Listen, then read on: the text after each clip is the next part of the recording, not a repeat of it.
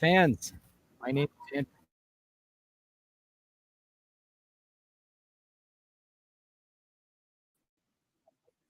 Off today with the land acknowledgement. I want to acknowledge that this is the traditional lands of the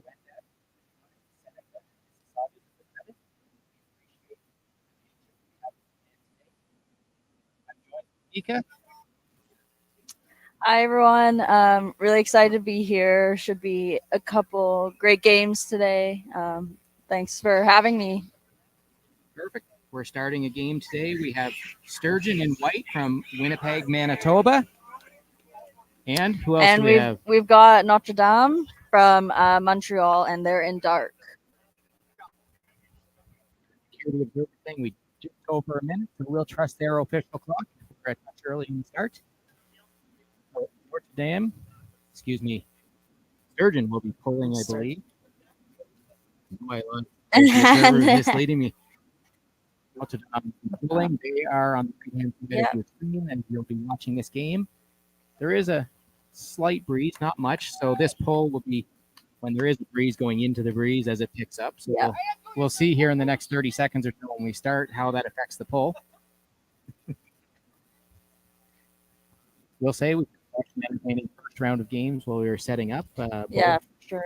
We had, I believe, Bowmanville won their first game. So Sturgeon, who's in the game, lost their first game. So they're going to be out for a little bit of revenge. So we'll see how they come out, see if they're focused and sharp and ready to go.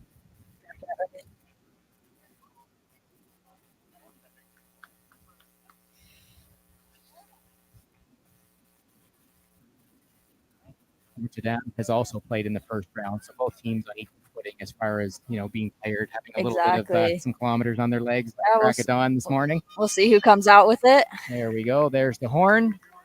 Observers backing out. We should be underway momentarily. There we go. Great pull. Just about to say the wind picked up, but that pull was still pull. Beautiful. It's surprising the talent level, even at this young age. These players. It's incredible to see. Sturgeon's working this near sideline. Last game, they also started to stay on the sideline, so let's see if they can get it back to the middle of the field and open up some more options for themselves. Starting with a nice vert stack, sending it deep. Intercepted on D. Sent deep. Both teams not afraid to go for the deep look here. Yeah, definitely putting it already. Louis Pierre from Notre Dame with that big D down at the middle. Like in a present with the deep throws. Yeah, and it looks like he's the captain as well, so big plays.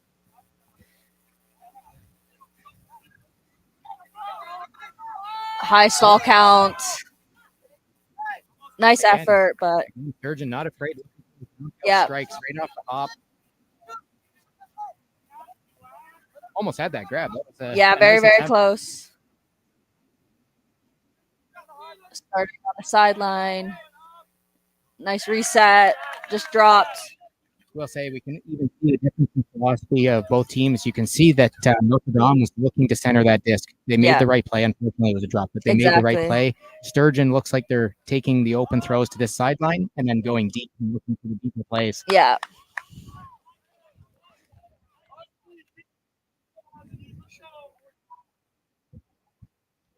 Just walking it up to the front of the end zone. Yeah. These youngsters are so big now. The view is somewhat blocked as it gets into the end zone. So a nice cut. Just miscued there.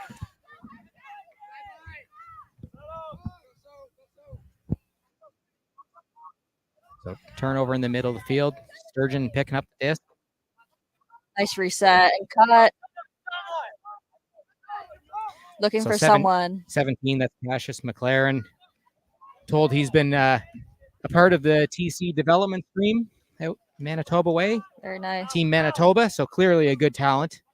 Can probably expect a lot of disc touches and a lot of the play to go through number 17.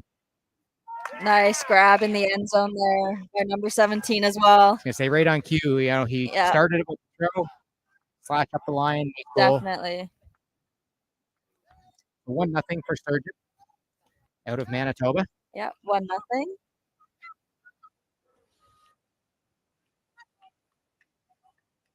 So 1-0 for White for Sturgeon. And I will say they did have a rough first game. They actually did not score. They were playing a very strong team in this tournament, so I'm sure they're quite happy to get off the start in this game. Put one on the board early. Exactly. Their first point of the day is always a fun one. So high energy from them. I will say, while we're lining up the field here, I was overhearing the coach for Sturgeon last game, and yes, they were sort of up against it on the scoreboard. Yeah. But the coach was really giving the kids good instruction, patient, instructive. I want to just give a shout out to the coaches, especially at this level, for maintaining, patience and decorum and really getting these kids guided in the right direction. It shows. Score the first point in the next game, right? Exactly. Big comeback for them.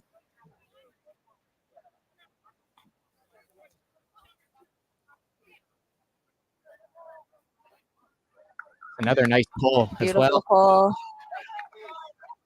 Picked up on the sideline there. Quick reset.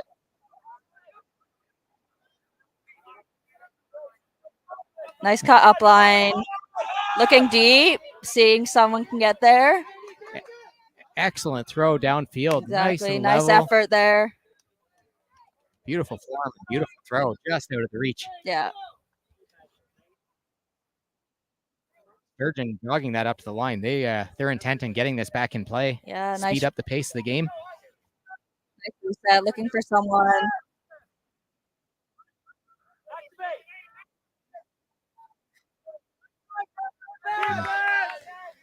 Just outside of the end zone. Looking for reset, but strong defense there.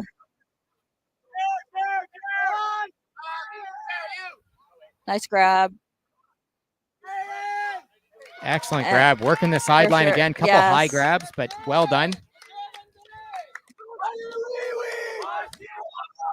So we are at 1-1 now. I want to say that was good patience, number 22. It's David Villette. Pardon my pronunciation. I'm sorry, David, if I didn't get that perfectly. But he didn't panic in the field. He was at a high stall count and still completed the pass and led to the goal. So definitely well done. Good end zone work there. Nice to see again at this young age, staying patient. Looking for the proper play, even at a stall 8. Yeah, the future's bright for Ultimate in Canada. So this is nice. Our first game of the day. We're trading points. I think we're going to be in for a nice, close, competitive, equally matched game. So at least the viewers are going to get some entertainment out of this one.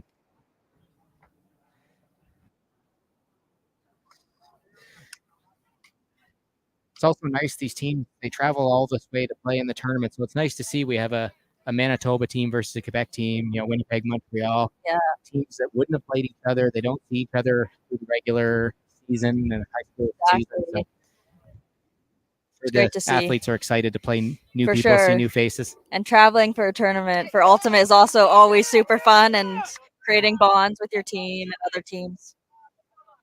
Picked up by 17.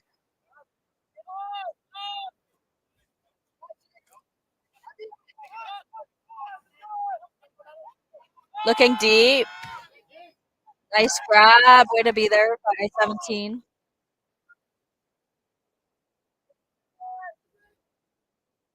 That's Bustos with the disc. It's good. Again, good patience. Looking around. Going for the end zone. Nice toss in the end zone. And complete. Is that in at the back? Yes, it is. Yeah. The observer shows his hands.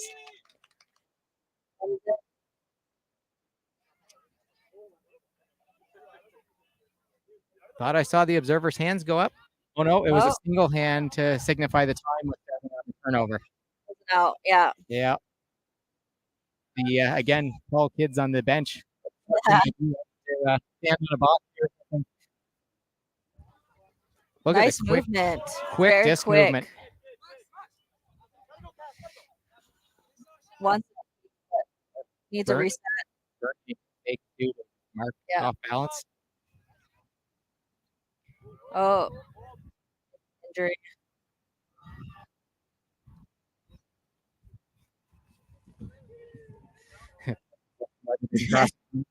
You can cross in front of us. We want you to support your teammates. Hopefully we're off right after that bump on the field. Yes. Looking like they're okay.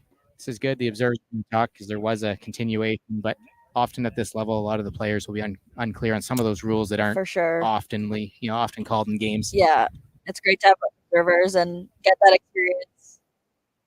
Having observers on the field, especially if you want to continue playing ultimate at a higher level. We'll give a shout out to Ben and Justin, observers. You can see Ben explaining, making sure players know exactly why the call was made and what happens. So well done. Worth the extra 20 seconds at this level. You learn some rules too.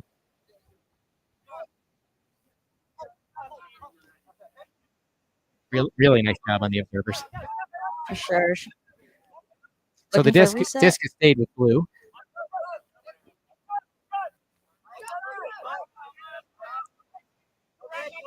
This is good with the nice attempt there to keep it alive. I was about to say it's really nice. They move the disc again. They're not rushing it. You can patience. Swing the disc, not afraid to wait, swing, find the appropriate opportunities. Against on the sideline. Nice cut, just flying short. Some float on that throw. See later on in the game if Clark cleans that up. I know a pick called. I know he'll clean that up on the next throw. Yeah, for sure. We have a nice matchup in the middle of the field. You can see 17 from Sturgeon, who's clearly their go-to player, but it's a nice size matchup. Looks like some athleticism in the middle of the field.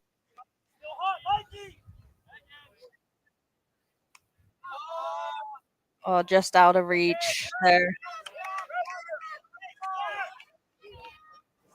It was Haley Johnson from Sturgis with a nice mark. Johnston, sorry, I left the T out of there, but nice mark. Maybe put a little pressure on that throw, and it goes wayward. Yeah.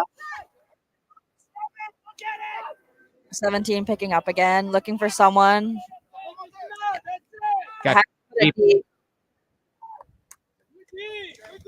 Saying Clark made the upline cut, and he slowed a little to look back to see if the disc was coming, and it was. So that extra stride or two, he may have gotten to that one.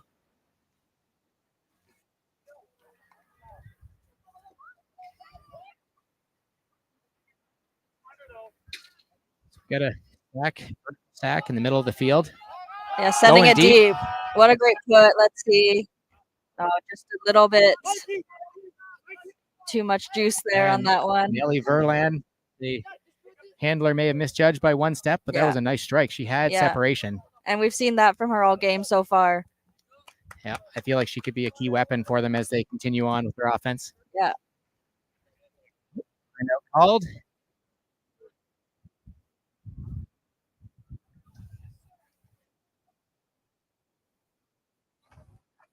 So we have a timeout here. It's been a few turnovers. The teams have been going back and forth. So just player rest more than anything. Coaches may want to say something about certain throws, but really the wind has picked up a bit. We've seen throws floating in both directions. Exactly. It's a great call to have a timeout, let the players breathe, think about what they want to do next, and see who can get the next point. I feel like at this age, they shouldn't be tired. They should have endless energy. But that's what we think. It has been a longer point. Yes, for sure. And it looks like they need it just to get themselves back together and see what they want to call next.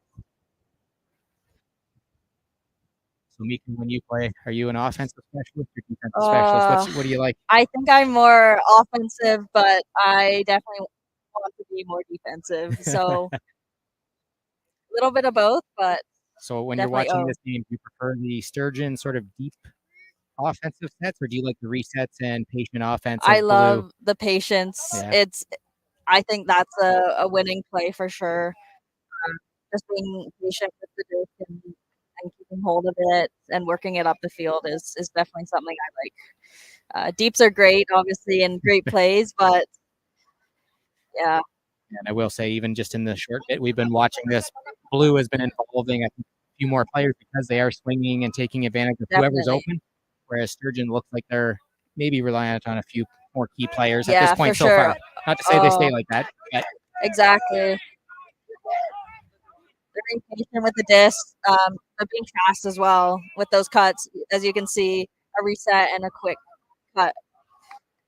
I like that Blue is trusting their players. We just watched a little interplay here with one of the players that had made a drop on the sideline earlier, but no worries from teammates. Right now, we trust you. Get out. Exactly.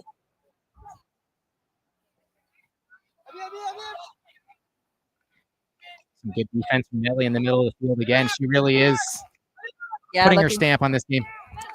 Exactly. Yeah, looking for the reset up the line there. Flew a little bit too high. Oh, big D there. Reading the disc very well.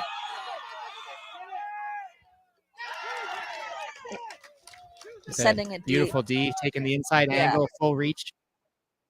It's a couple of nice Ds both ways. Yeah, definitely. Nice cut, super open for that disc.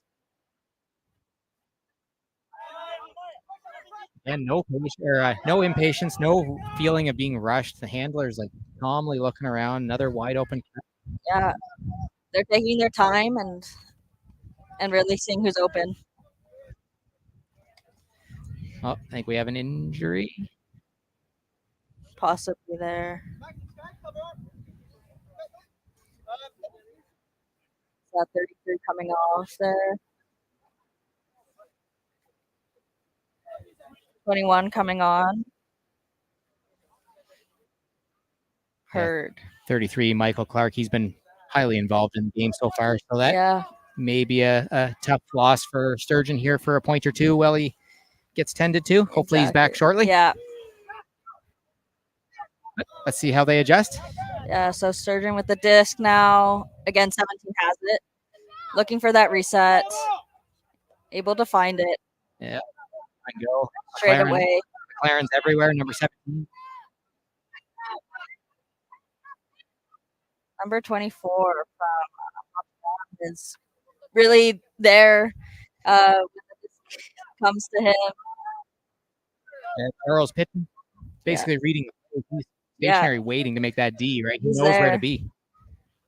That's actually a more difficult skill than people realize, to be able to read a step ahead of the offense. Yeah, and playing defensively now, really active with the disc and getting there has been important. If you even look at his head, he's shoulder checking well, he's marking. Yeah. Like, that's a well-taught defensive player. Yeah, I agree.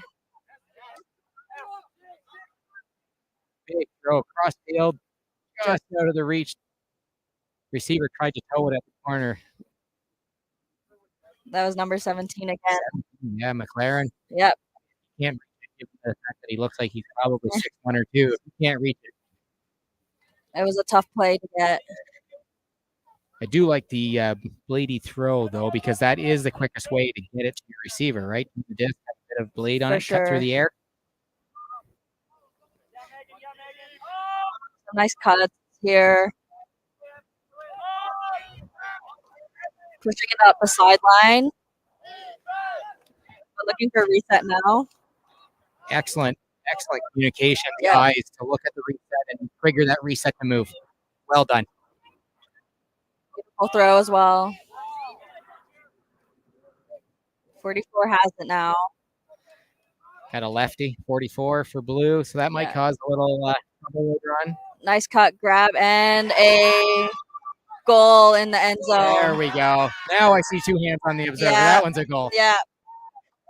Couldn't see who caught it, a little far from my old eyes, but definitely a goal for Notre Dame.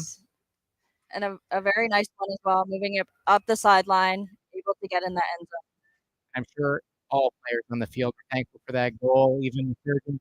They probably want to rest after a long point. It was a very long point. I believe that's 2-1. It is 2-1 for Notre Dame.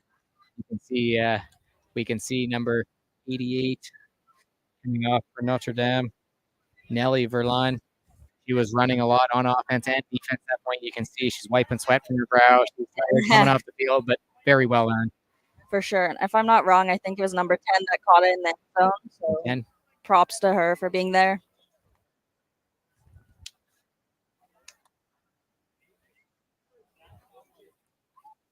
McCarthy. I think that's who caught it.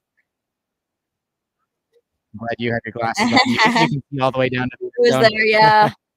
She was way open and way to be there and bring the play. I will say, Blue worked it up. We saw they were on the sideline. Yeah. You actually saw the handler turn their body and make eye contact to activate the reset to the middle of the field, and then it was just straight up the field. Yeah. Good fundamental play. It was a great grab by 24 to get that goal as well. That number is at 55, I believe that is, with the disc. Nice quick give and go, and right back.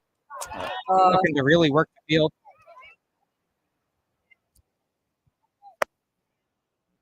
Nice upline grab there. Just out of play. Just out. Let's see, number 5 picking up the disc again. Clearly wants the fast play, but it's give and goes. He's got some speed to burn. So looking deep for sure, but needs that reset. Close up, but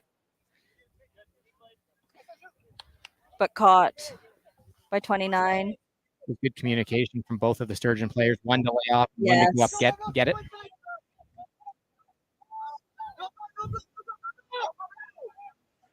So static backfield for Sturgeon. There we go, a little bit. Yeah. They're waiting until stall 4 or 5 to activate their handlers. A nice cut and grab there. I think that's number 8. Oh, beautiful put. Let's see. Yeah. Arms up. Yes. Clearly happy to make that grab. They've tied it up now, so it's 2-2. Observers have called it in, so yeah. That's a goal. Sturgeon on that one. I notice, as I said, they're activating their handlers a bit late, like stall 3 and 4 before the 2 handlers of the disc are moving. But once they get going, they had a really fast line. They were outpacing the defense just at speed. For sure. And they're super open, so good opportunity to get it in the end zone. So I'll throw out a question to you, because you said you wanted to be more defensive. So we just said Sturgeon was basically using speed. How would you counteract that if you're Notre Dame, you can't keep up with speed, you're going to lose that battle? What are you looking to do maybe defensively to slow that down next time they're out? Yeah, I mean, I think calling switches when you're not able to get there is super important. Not sure if that's something they've talked about before, but just someone else picking up that player instead, and maybe poaching even a little bit in the end zone if you know you're that close. Advocating poaching. Yes. It works. So, but yeah, it's hard.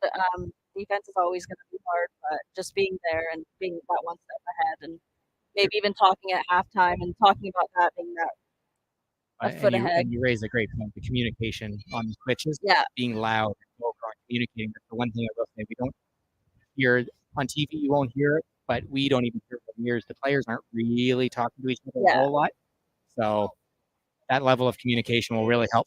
Yeah, definitely. And that pull was out of bounds, so they're going to the middle for that. Yeah, a little confused on whether they could go to center, which they can. Great observer, give them another tip to help there. them. Yeah. Oh, sending it deep for 88. Can she get it? Oh, wow. That was beautiful. 88. And Nelly Verlon, you can see she's also significantly taller than her check. So throwing deep to her, she has a step of separation and probably about 6 to 8 inches of height. Exactly, and they've been trying to do that all game, and it's finally they're finally able to do it. So I asked you just a minute ago about defensively counteracting speed. I mean, now it looks like Blue is basically going to try and play the tall game to a mismatch. Yeah. You know, what's Sturgeon going to look at for that? Yeah. It's going to be another one. See if you can maybe have a height mismatch and try and match up. Yeah. Try and match up with. Yeah. When you're just picking the right people that you're marking is definitely important coming on a point.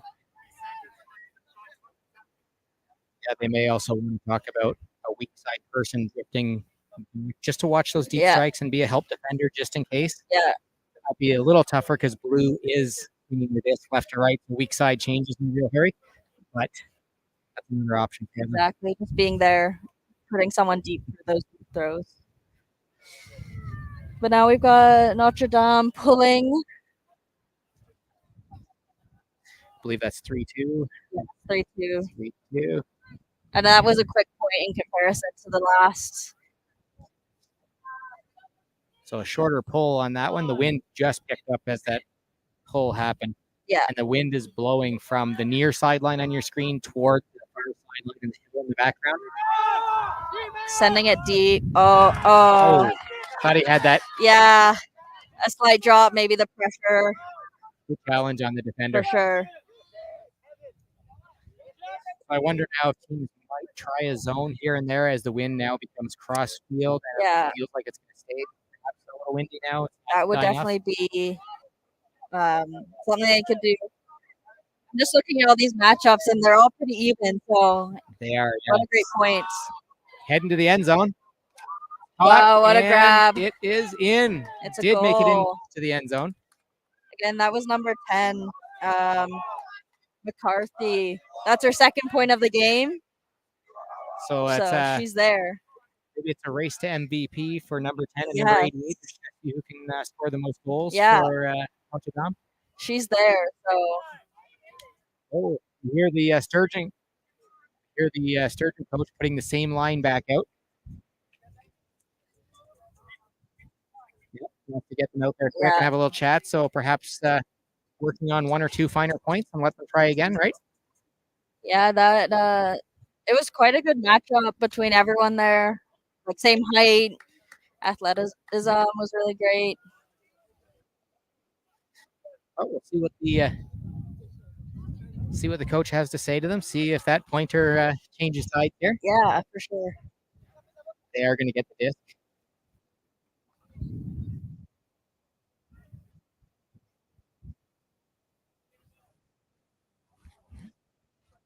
It also looks like Notre Dame is putting on some same people as well.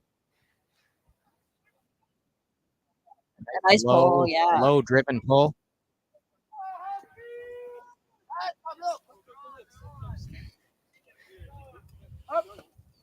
Sturgeon working the middle of the field. Yeah. It's good. Well, as I say that, they're coming over to the sideline again. Yeah, sideline. Hopefully they can get it back to the middle. Hand block. That was a hand block on that one. Number 1. Pablo Brazo. Way to be there. Erzo, I believe, if I was to pronounce that correctly, but nice hand block. Either way, every language translates to a good hand block.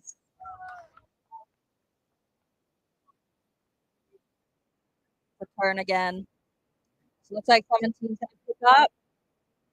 It's on the sidelines, probably looking for a reset or upline cut.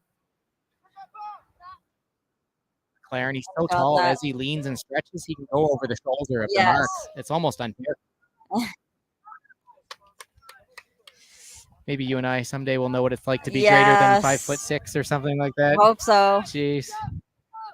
I can't imagine what it's like to be 6'2" and mobile like some of these kids, you know. It's definitely a good thing. It was a good job from 22. He truncated his set so he didn't get in the way of the receiver. Another beautiful grab. Oh, nice. Just out of the hands. Oh, another quick turn there. They're looking to move fast up the field. Both of those cuts were open in the right cut. Just couldn't finish the catch. Again, 88 in the end zone there. It's a goal. Nelly Verlon. I might as well put that on recording. Yes. 88, Nelly Verlon with the goal. She's in the end zone, and she's always there and open. So. And it shows like she makes smart cuts. She's tall. I don't know that there's a negative so far I've seen in this game about her game so far. And the handlers being able to realize that she's open in the end zone and putting it for her, and knowing that she's able to grab it and come down with it. And to the point that Sturgeon has just called the timeout again. They had put the same line out to try and tweak and adjust after giving up a goal previously. Unfortunately, gave up another goal, so they've called a timeout to discuss it further. They just need some patience, some time, and just give their players a minute to collect themselves. And I will say, like, they did have a couple turnovers, but they were open, good cuts in the middle. The hands let them down, unfortunately. It wasn't poor play. No. So they're cutting well, moving it up. Just a couple mistakes and a couple turns. You know, the old adage: look it all the way into your catch before you turn to start making that next move. Yeah, I think they do want a fast play, to your point. Yes, and they're just getting a bit ahead of themselves. For sure. Yeah, if they can get some patience on the field, I think they'll be able to get a couple more points. And the coach for Blue, Francois Levine. Just want to say, like we talked about their style and their patience and involving everybody, and we keep saying 10 to 88 kind of catch the goals and they're getting the notoriety, but everybody's touching it. They're playing a full game. So Francois, good job coaching. You're teaching good fundamental to these kids. For sure. And like you said, everyone is touching it and just great teamwork, and they obviously have practiced a lot, it seems like. So that's very well visualized on the field. Yeah, and I mean, they're just starting to pull away now. So we'll see if Sturgeon can stem the tide. But, this good fundamental play and everybody involved, it's hard to defend because you can key on one player or two players. So for sure. We'll see if they can keep that on a roll for Blue's side. Sturgeon just took some time to speak. We'll see if they can, stop the bleeding, even though it's only a couple of points. But exactly.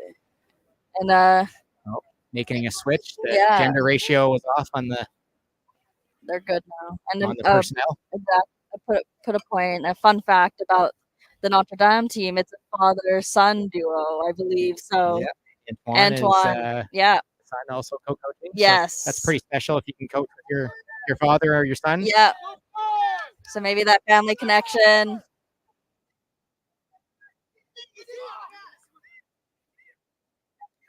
So Sturgeon using the middle of the field again. Yes. Nice grab. Again, wanting to look deep, but need to be patient with those. Okay, that's number 5 again. You can see him accelerating away from his check after he has the give and go. Yeah. Excellent defense. Yeah, 44. Toes. Nice block there.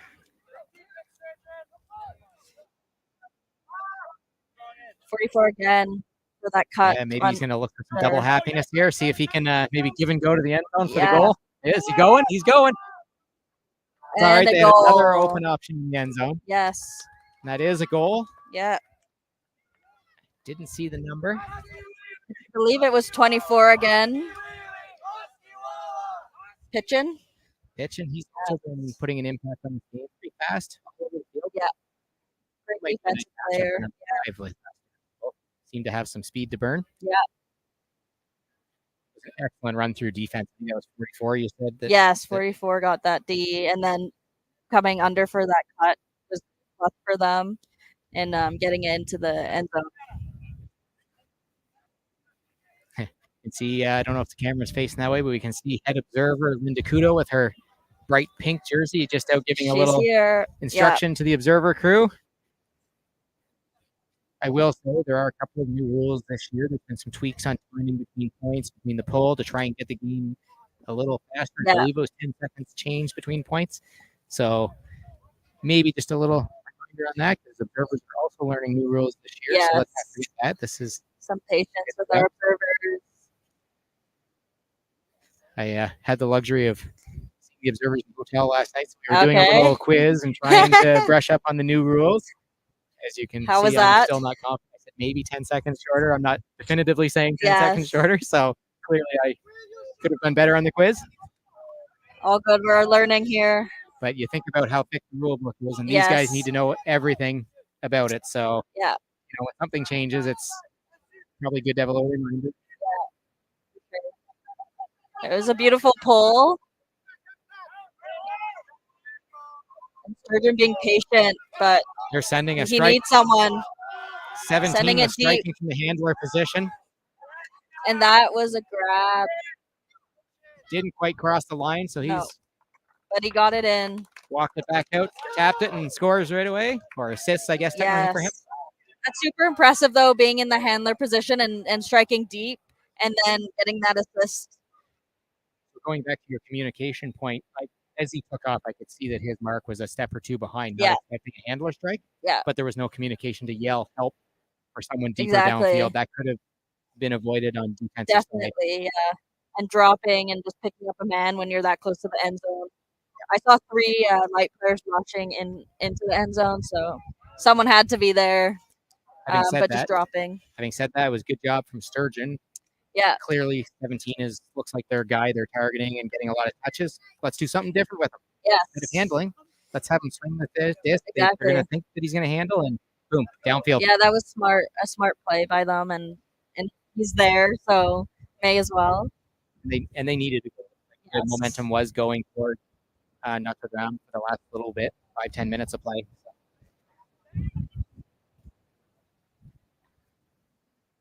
So 6-3 score now. So with a little bit of work to do. But getting that point was definitely necessary for them to be in it. And we've seen huge comebacks in games before, so that pull was a little low, trying to cut through the wind. Still ended up being okay. Good slide, it sailed a little bit. Notre Dame again being really patient with the disc and working it up. There's some communication on offense, calling for that return nice upline. Oh, you know what? I like the play. The throw was a little low and losery, but the player was open. It was a good cut. Had it been a little bit again, that'll be a recalibration. Exactly. Next time, I'm sure. Great look regardless. And again, number 24 was there, ready for the disc, had it come to him. You know something? As we're looking, hold on, I'll hold that thought. There's a turn right at the front of the end zone. Let's see how they can use this. Looks like they're doing an ISO play. Nice patient reset if you have to. Excellent. Good job not to force that. Good defense on that slash cut. 22 and right at the front of the end zone on the sideline. This now starts to get to be a dicey position. Yeah, and that was a goal. Clearly not dicey enough. Good confidence in their abilities. Yes. And they called a bit of an ISO. I saw a lot of their players outside the end zone, giving the rest of the players space to cut in the end zone, which was a great call, and to see that they have that play in mind. And it was nice they didn't force it. The first flash cut that came across, Sturgeon defended well, but it wasn't forced. They wait for the next cut and goal. So, good patience from young players. It's really a testament to coaching. I think that they've been drilled with these fundamentals. Yes. You don't need to force it. There's always going to be another opportunity. Like you're saying, to learn that stuff so early on is super impactful for their Frisbee careers. It will stick with them forever. Yeah, I mean, I think back, I'm significantly older than you are, but back when I started, it wasn't a sport in high school. So you learned usually in university, but sometimes you don't learn until you were in late 20s or pushing 30, and all of a sudden you discover a league. Yeah. So these kids, they have such an opportunity to learn grade 9, grade 8, even probably in middle schools, and be relatively polished players at a high school level. Exactly. It's super great to see them learning so young, such great plays. I don't even think I learned in high school when I was in high school, only a couple of years ago. More so I learned in university, like ISO plays. So to be this young and learning, imagine how great they're going to be when they go off to university or even play elite club juniors this summer. I tell you when I was in high school, but you probably weren't even born yet. So we have halftime here. We're going to take a 1-minute pause, and we will rejoin you at the start of the second half.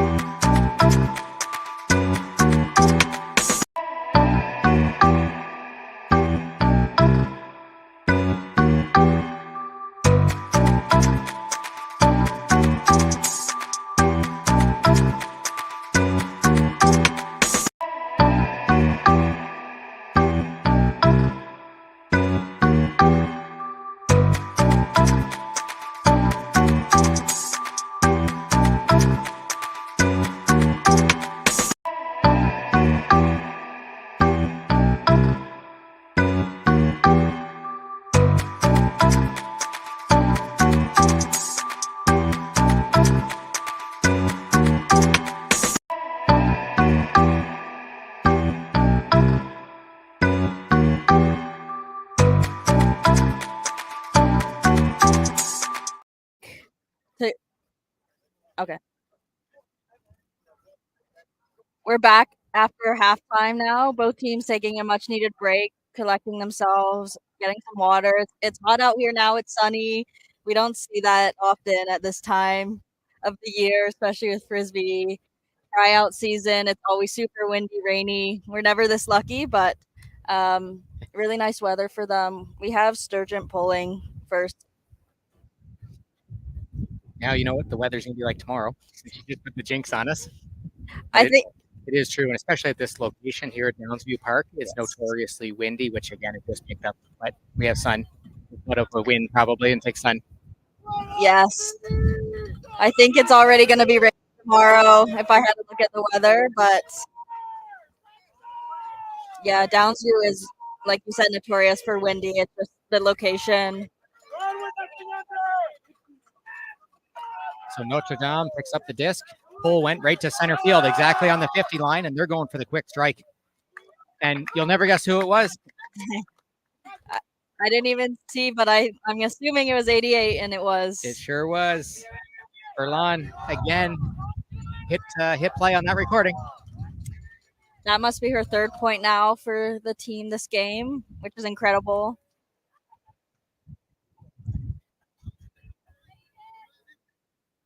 We were talking about Coach Francois earlier. I think his playbook might be just one play deep for the second half of this game.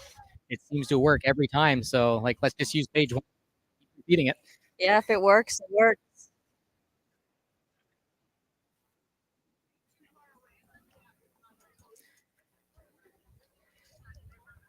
Probably nice, as you were saying, the sun is coming out. It's getting a bit warmer, so having a quick point just a little easier on the body. They are going to have another game today. So they can get a few points. It's probably good for them, at least a little bit more energy. Exactly.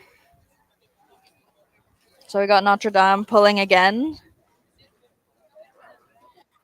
So Sturgeon's pull landed at the 50, and it was a pretty decent pull. Like you could tell the wind affected. So let's see how this one goes. Yes. Same direction. Oh, little false start, which is actually a call now. I should not call it a false start. That was a beautiful pull. Just out, though. Great distance. Yes. They'll be able to bring it to the middle and start there. Let's see if they can stay in the middle or if they'll go to the sideline again. So I was using false start as sort of funny to say it didn't start all at the same time on the pull. That actually is a call now, so I think we're going to have to change our line. The observers will probably correct us. Yes. Looking deep, but coming short into the hands of a dark player. Or that matchup in the middle of the field here. 17 from Sturgeon on defense, 14 on offense.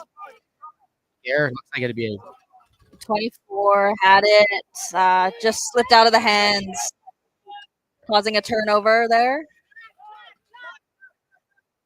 Sturgeon has it in the middle of the field. Let's see what they'll do with it.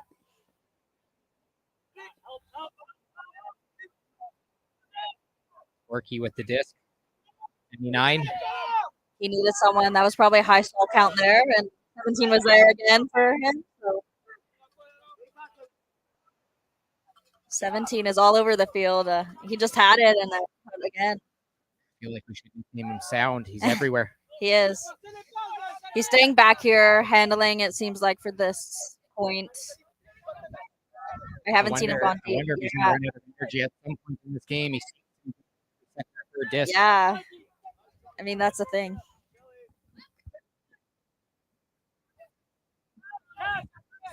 $33 has it. 17 again.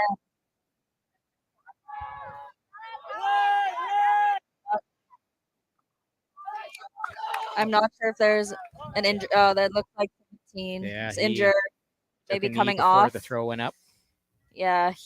Wow. Don't like to see that. I mean, it's one thing I say. You don't want to see him injured going off the field. He's coming off. Yeah, 21 coming on. Heard. Hopefully nothing serious. He's just needs a point off and able to come back strong. But I think it's something to do with the knee, which isn't the best. Doing some stretching. Quad is tightening up on him. Yeah. Either way, not major, hopefully, just a little hydration stretch. Yes. Meanwhile, on the field, we have the observers are again explaining. I think there was a continuation on that. Yeah, and it was a drop in the end zone, so he did take the knee and make the injury signal prior to the throw going up, so it should revert back to it looks like the distance of the hand throw. But I believe as soon as an injury is called, it's an automatic dead disc at the time. Yeah, I think that should be right. I hope so. All my observer friends listening. So 33 with the disc reset. Another player down. Number 7's down. Oh, another looks like one. he rolled his ankle on his cut. Yeah, nothing major, but might be another half game or a point or two out. This one maybe. Maybe not. Not looking too great for them. See, he wears the shorter cleats, and he tried to put in the ground to make them pivot and turn on his cut, and That's it just a thing. rolled over. It's always hard, and this is turf, so cleats can sometimes get stuck. But hopefully nothing too serious. We see the coaches have gone on the field. Yeah, I need some picked up. Maybe seems a little. I saw in front of me. Hopefully nothing too serious.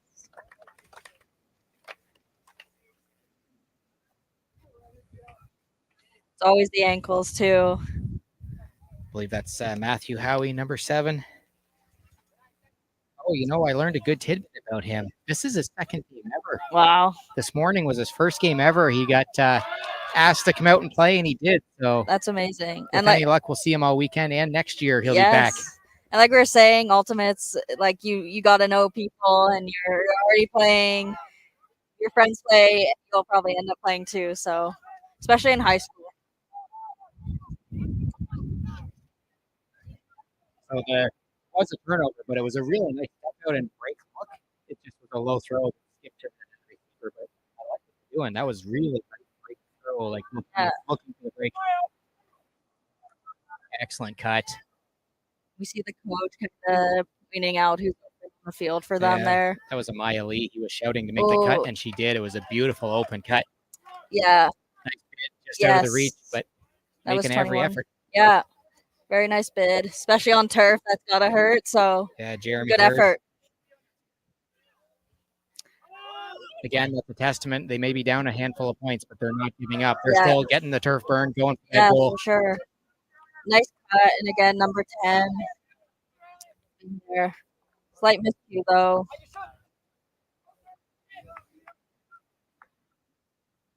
Number 8, Lee Boyd. I don't know if that was for her, but she was cutting through that lane at the right time where it could have had it. Yeah. I think it surprised her. Excellent defensive play in the end zone. Nice challenge. 24 again, I believe. Yes, it was. Yeah.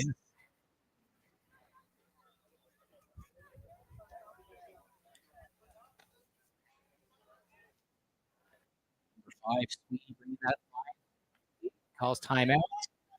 Good call. Again, the players just need a rest. They had 2 injuries on the same line and no points scored so far. It is getting warm here. I'm starting to break a sweat, even just wearing a sort of black coat out here. It's changed in a hurry the last 20 minutes or so. It's hot. It is. And we're still fairly early in the day. We're just past 11. So 2 o'clock games, they're going to be warm. They will be. Yeah, it's only 11, just past 11 here, so just getting the day started. So we're back in the GTA again this year. Last year was Ajax on the east side of the GTA. So back here, Downsview and north side of Toronto, almost, I guess, North York, if you want to call the borough out, but good location. So hopefully easy travel for the team, airport, big city, and what have you. So. Yeah, I mean, traveling to Toronto for a tournament sounds awesome, and I'm sure they're all enjoying it. Again, like we said, just good team bonding, being in the same hotel, Airbnb, being together is always very nice. Yeah, and I hope for some of the teams that are from smaller cities, they maybe stay an extra day and do some tourist things, Yes. maybe see Niagara Falls, or go up to CN Tower here. But it's a good opportunity for some communities. Yeah, for sure. Disc is back in. And look at the defensive set here. You said you wanted to be more defensive. Yeah. So they did throw a zone on them. So they're pushing with the zone. They're pushing to the wind sideline.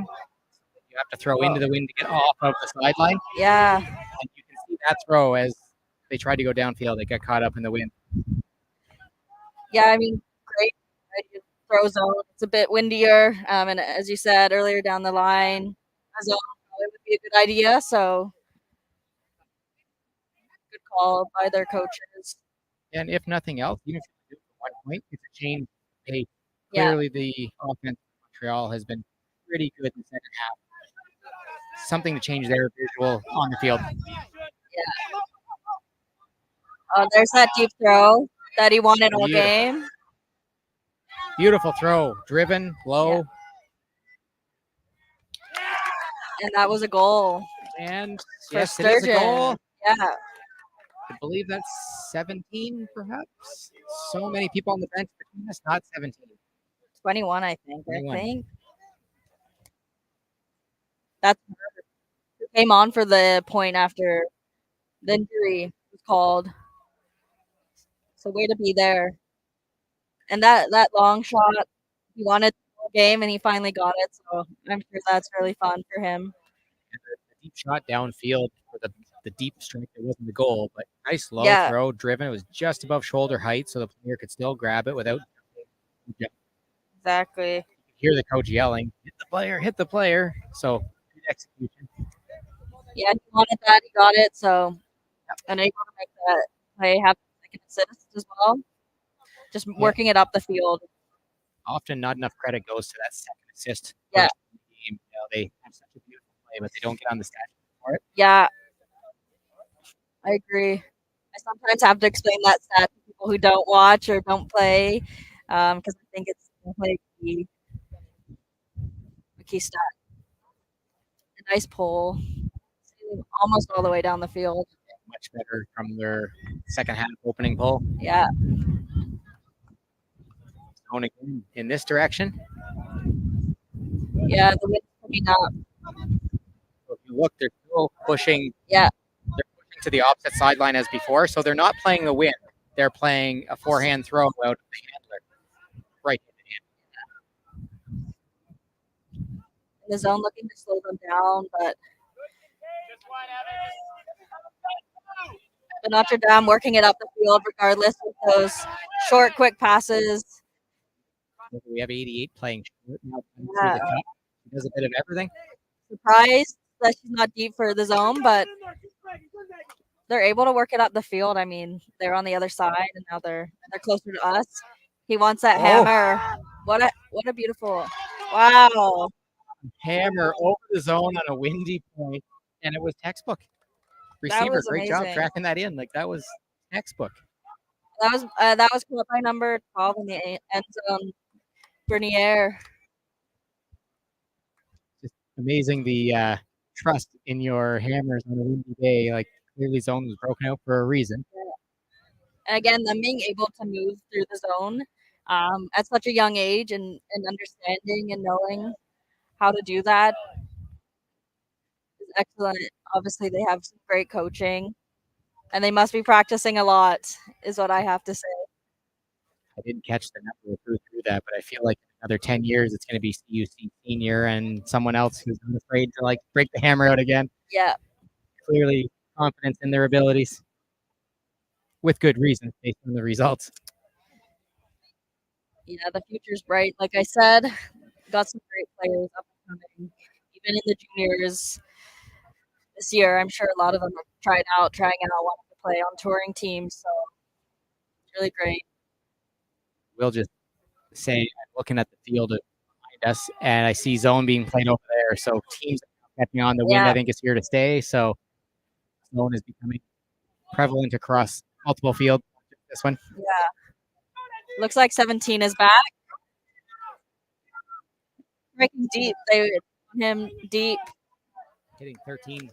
Yeah. high on the throw, but so much separation on the yeah. I see 17 back in Handler's face. So he is all over the field again. Let's see what he'll do this point. There he goes for the reset. Wind, you can see he had that slight mistake there, just dropping it, causing a turnover.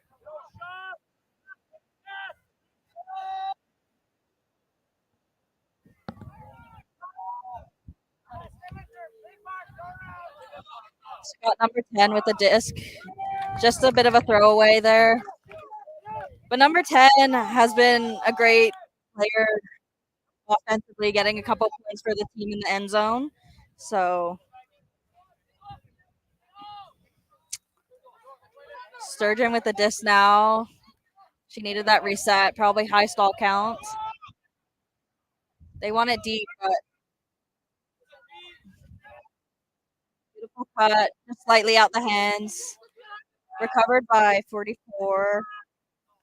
Rose. Yeah, that was Megan Bustos cutting over the middle for Sturgeon. She made a nice cut. Yeah. It was deep. Again, number 10 being there in that space. Give a little credit to the defender at full tilt, not allowing through restraint to peel Yes. off on that. Oh, and a little drop in the end zone, so it'll be a turnover. So Sturgeon's going to be starting on the cone with the wind blowing. To start with the disc, Yes. So we'll see what they can do and make something out of nothing here. They need that reset. I think that was Haley Reeve. She's been making a lot of cuts. She's been getting a lot of the disc the last few minutes. Yeah, and the wind sailing a little bit with that disc, but he still came down with it. So, and a great bid. 21. Been definitely a key player for their team. Jeremy Hurd plays for Manitou, so he's clearly putting that effort in even at club level.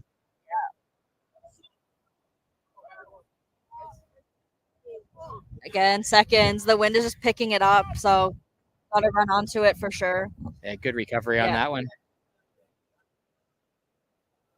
Good mark too. If you look low hands, if they are going to throw high into the wind, it's going to sail. So also good technique on that mark. Yeah, for sure. I see Sturgeon Hurd poaching a little bit. What we were talking about, trying to stop that up line. So you're taking credit, is what you're saying, to the defense. They might have heard me on the sideline, so. Halftime, you went over and gave them the pep talk on how to poach, right? Exactly, I did.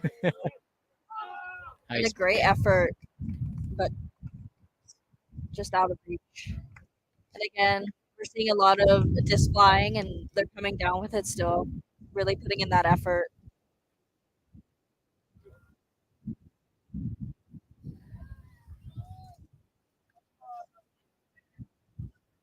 Bring it up. 17, starting it. A nice cut.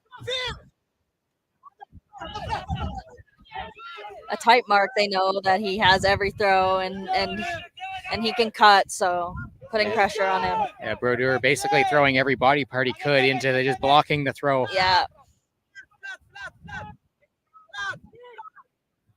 I think something special about Sturgeon as well.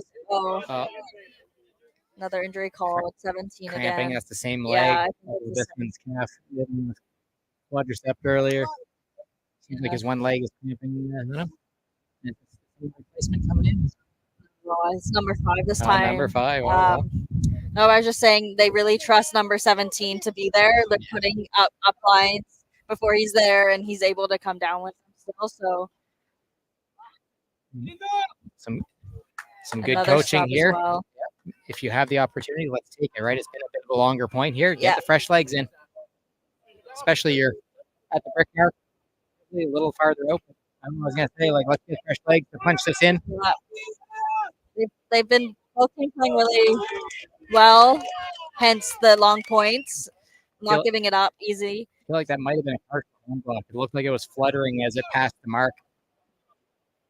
Reset stuck on the sideline. And she's there. Just at the doorstep. Asking. Oh, there might have been a call there. So observer tapping the head. I think that's the stall down. Stall down, I should say. Down, yes. Not. And I can't see what the count is. I think it's coming 4. 4. He's the observer sideways to us. We can't quite see the fingers that were raised. Whatever it was, he got it off immediately. Oh, and just miscued again. Natalie Bird, number 16. She was also involved in the previous play before it came back for the stall down. So she's now getting involved more heavily. Yes. And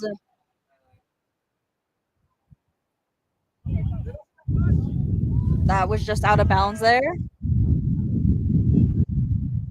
So it'll be Dark's disc. It's a nice throw from the other field to get it back into the wind at that. Yeah. So quality on the team there. Whoever that thrower was, watch him later on. On the sideline again. So let's see. That was a beautiful cut there by number 8.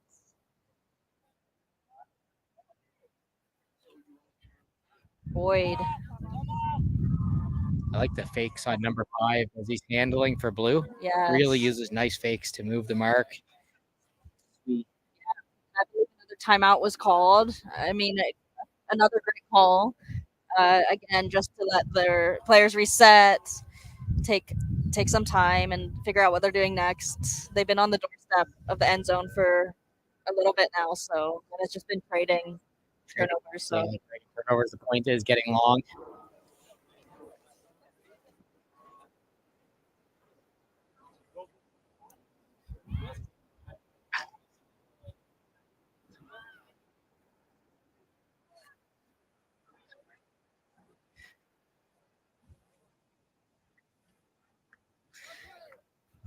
So Notre Dame is pulling away with this game now. We're getting a little separation on the scoreboard.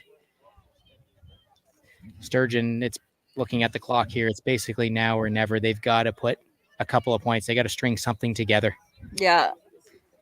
9-4. A bit of a lead there, but let's see if they can get a couple points to end the game. But they've been playing really, really well. Just watching the game before and seeing them now. Definitely putting some numbers on the board, but also working together and figuring out what went wrong last game and where they can improve. D. Yes. 9, I think I see. Yeah. Great pressure. Number 5 picking up for Sturgeon. Island Johnston with the D. Yeah, they're pushing them back into the end zone. So scary territory, I say. But they're Callahan? Yeah. Callahan territory. I didn't want to say it, but it's nice. It's a nice he mark. needs to get it out. And that was a beautiful cut. A nice break throw as well. And they're putting on great defensive pressure. They can't get that reset easily. Oh, no. A nice bid. Again, we're seeing 21 there. Excellent second effort. Hopefully he's all right. Taking it off, but there was a bit of collision on Dark side as well together. So that was such great recognition from Bird 21 for Sturgeon. Yeah. He knew it was tipped. He saw the other 2 players were down and still almost had that just effort level alone. He's been bidding all game, so continuing to put in that effort says a lot.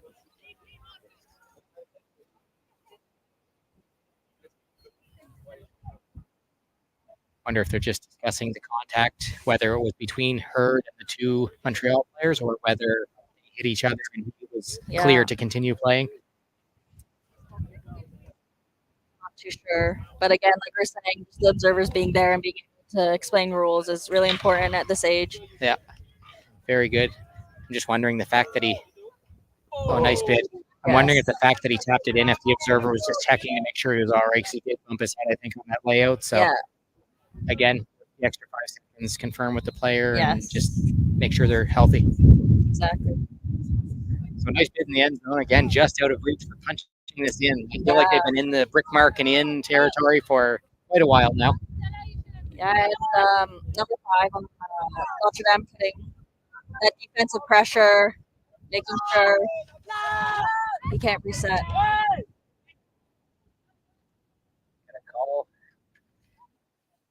Foul call on the Yeah, I think it was a foul call of contact. Brodeur with the mark. I'm going to say he probably straddled the pivot leg as the mark was going, but it's also good awareness from the handler to call something and get the count. Yeah, for sure. And it's a non-contact sport, so any contact is a foul. So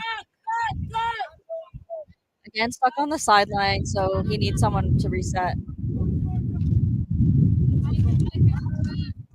Nice hands. That was a bullet pass. Excellent hands. That's what you need, though, because the wind is picking up, so you need to have solid passes. That's probably going to get the wind under it. Oh yeah, just sailed a little bit too deep out of reach, but it was a great look from them. They pushed it down the field. They were only stuck on their half, so that's just unfortunate. Once the side of the disc got elevated, it was going to turn with the wind. Unfortunately, that was flat at the goal. Yeah, the receiver was there waiting. But a great look if they're able to do it again. I think that they'll be able to get a point here. And then the quick turnaround right downfield. Number 10 again being Got 33 is wide open. No one guarding her all the way up the field. Yeah, that was 33 that caught it. Yamanaka caught it in the end zone. That was just fast. Defense just couldn't keep up there. That clutch catch by number 10 again. She's been playing super well this game. A couple points under her belt. And there for the disc and receiving. Yep, McCarthy. We'll give her name out on the air. But number 10, for sure.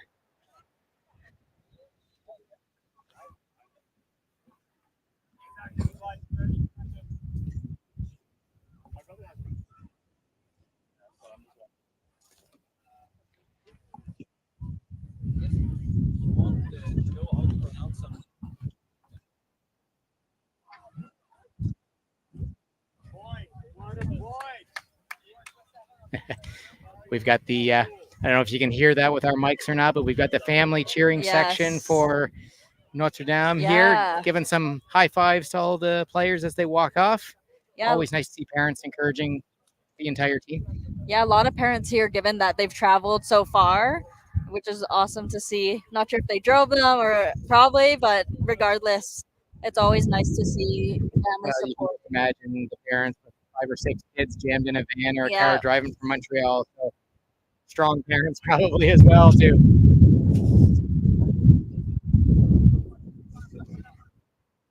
And the wind is really picking up here. Sturgeon with the disc. They are working to the far side of the field, and the wind gust really just picked up. So the disc is naturally going to go to that far side of the field as you're viewing on camera. Yeah. They'll deal with the wind. This is the windiest it's been all game.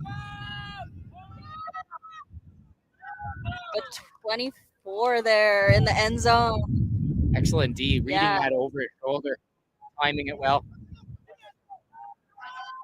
Excellent touch on that disc. Yeah, what number a throw. 10 again, right there for the disc. So that was. So number 10, McCarthy, with the deep strike down the field to get the assist. Yes. I didn't see who caught it, but what a throw to get that downfield strike. I read a 36, but there's no 36 here, so I think it was a 26. And if that's the case, then it was Boyd who caught it in the end zone.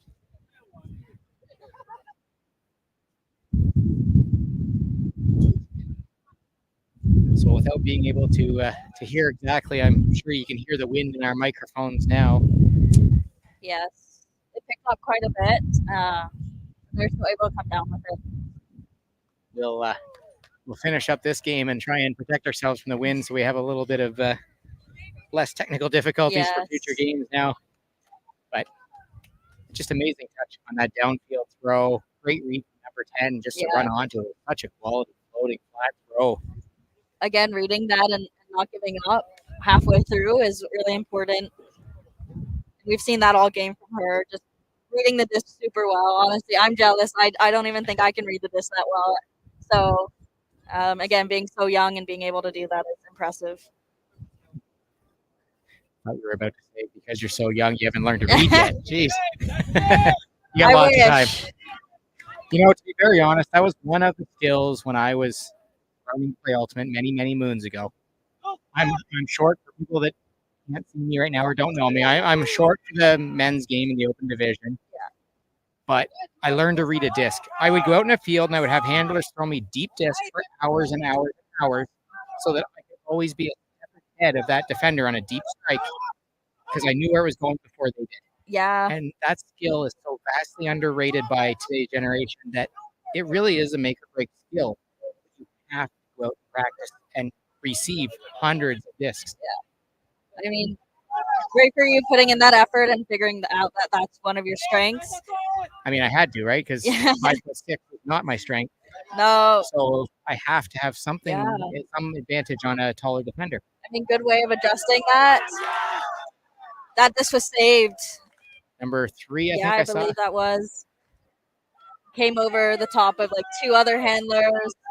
Another powder, sorry, Miley. Another hammer. Oh my. Oh.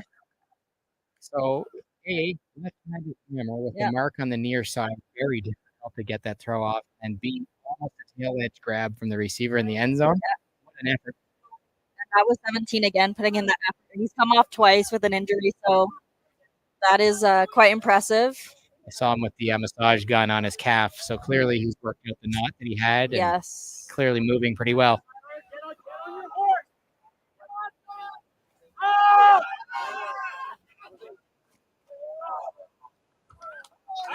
A drop there causes a turnover. A little bit frustrated on her part, but Rosalie Boyd with a nice cut. She was open and did the hard work correctly. Just got to get that final 2% on the.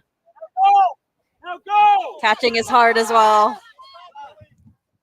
You can hear the Sturgeon coach in front of us, probably on our mics for people at home. You can hear him imploring his team to go. They need the deeper strikes and the quick hits. Yes. The time crunch now, sending it deep to number 5. Unfortunately, not able to read it and bring it down. I was watching a couple plays earlier, and the number 5 on Sturgeon, the other team was yelling no huck, so they know that they have that, and they're trying to contain him. 5 so fast. Yeah. Nice thing with the coach, even though it was an overthrow or a turnover. Yes. He immediately was talking to the thrower about what defensive positioning to play. Forget the turnover. Don't harp on that. Immediately, what can you do on the defensive side to help your team? Yeah, exactly. Well done, coach. Another hammer outside the end zone. Unable to get it. They like hammers. All the players apparently. We've seen a couple from both sides. A nice upline cut. They want to go deep. It's looking like, but big defense. Beautiful D. Yeah, running through it and getting there. That was 29 Vanda Visible. I hope I pronounced that correctly. I'll let you see if you can take a shot at that one. But either way, number 29. I'll say Kyler. We'll use first name, but well done, Kyler. Yeah, beautiful run through D there. Way to be on that side of him, stopping that. 21's picked up. Stuck on the sideline. Really need to reset. Probably high stall count soon. That's got to be a stall 9 throw. Yeah. That had to be so close to the stall out. Yeah, looking deep. Oh, wow. And he got that back for his team after having to put it, but he does need players to come help him out for that reset.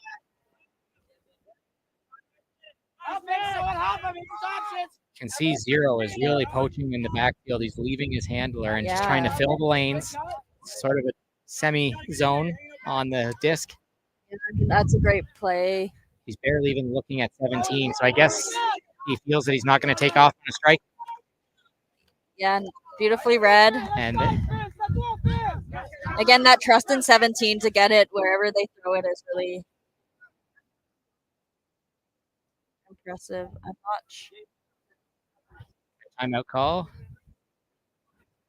Timeout called. A good call again, just giving them a break. There's the horn I hear in the background. So top cap is on now. Yes. This will be coming in at stall 3. That was the discussion just as they were setting the disc down. Yeah. So right now, I think coach for Sturgeon, obviously not going to win. There's some separation. Yeah. Let's execute this play. Let's diagram something and let's end on a high note. Execute how we expect it. Yes. At this point, what advice would you give the team, and what kind of play would you run if you're Sturgeon's coach? I'm Sturgeon. Yeah. Well, one, I would say take safe plays because you do want to end on a high note. Punch it in the goal because we are in soft cap. I would actually try and spread it around and get away from the deep game because the wind has picked up and we've seen some of the deeper throws are starting to turn over or basically get pushed to that far corner as you see on the screen. Yeah. So play a little shorter game, try and get everyone involved. We've seen recently that a couple of the ladies on the team have become more involved in the second half. For sure. So use the ladies, keep playing, use whoever's open, take the open shot. I definitely agree. Those resets are much needed. We didn't really see that the last few plays, and they were getting stranded there. High stall count, having to put it wherever they can. But yeah. And if I'm blue, I want to force them to do that. I would play a deep position on defense and force them to undercut. Yeah. Prove that they can play the unders and score. Exactly. And it looks like they look at that read on defense as a help defender. They called a side stack, so it was an open field, but 21 coming down with it. Hurt, I believe.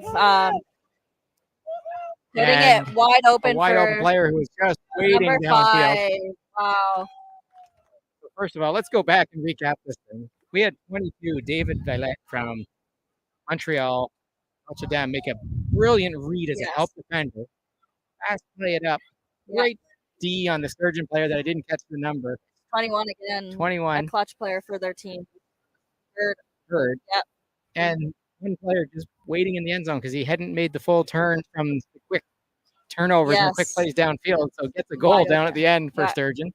And he was wide open for that. And prior to that, I think the coach called a side stack. So the field was wide open. And had they not been intercepted and had that not been a D, I think they would have gotten to that point because it was super different than anything they played all game.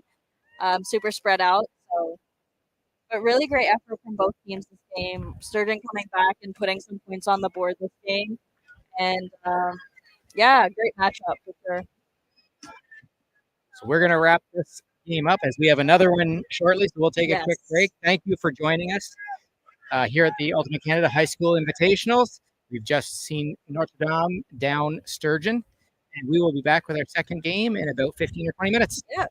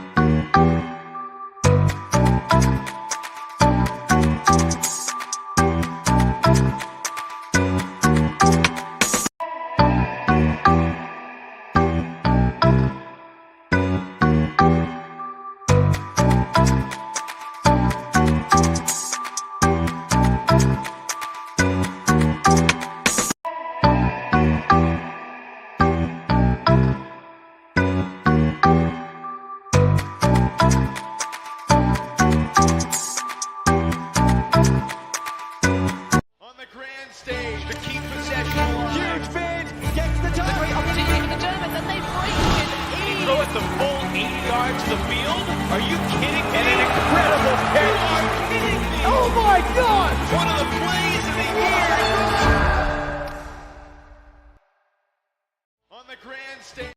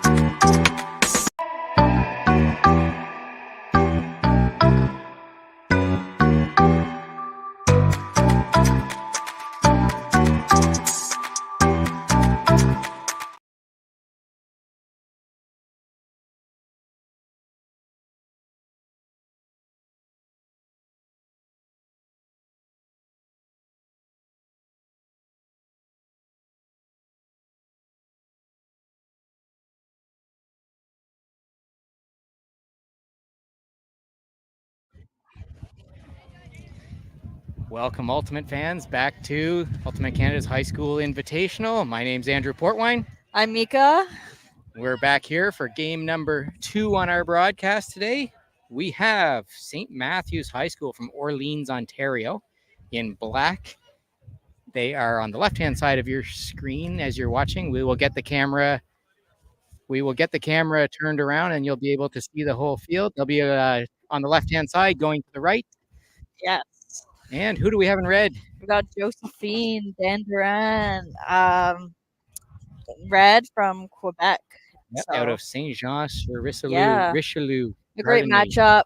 Neighbors, so will be interesting. Yeah. So, we're just getting the poll here. So the poll from Dandurand.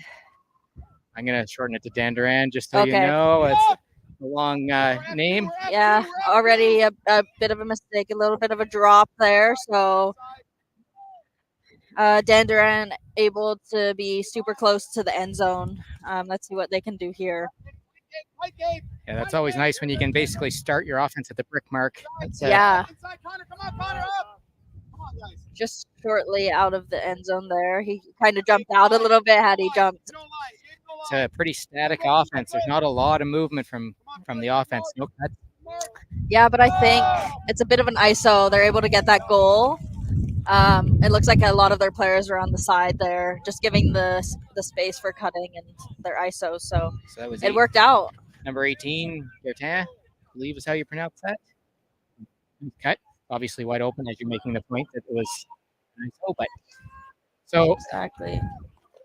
We won't see that from St. Matthew's again. I'm sure a mistake that close to the end zone. Maybe a little first one. I believe this might be their first game of the day. They're getting here. And I will say, St. Matthew's head coach, Habib Atala. Got a minute here. I'll do his resume. Coaches Ignite club team in Ottawa. Okay. He coaches the University of Ottawa team. And I believe he's a TC U20 assistant coach. Wow. So quality coaching, I expect mistakes like that will be cleaned up quite quickly. For sure. Obviously, good pedigree on the team leadership here. I've heard Seaborn as well as a coach on that team who coaches Blaze in Ottawa. Okay. So quality coaches. Yeah, I mean, both really great new teams from Ottawa. I'm sure some of the players are either playing this year on either teams or... I'll have to talk to Habib about reducing his resume. It's only an hour and a half game. I can't go through it all. Yeah, some quality coaches, so we'll see how that turns. Another mistake, and exactly the same. If you watched our previous game, that goes back. That throw is into the wind. So for viewers who are just tuning in, the wind is blowing from the near sideline at the bottom of the screen to the far sideline in the distance. Yeah. So that swing pass was directly into the wind, and you could see it drop down to the turf. Yeah, it's a hard throw, and it's the windiest the day has been so far, so definitely hard, but let's see how they can handle that. They already have it back. Again, a low throw, but able to get it this time.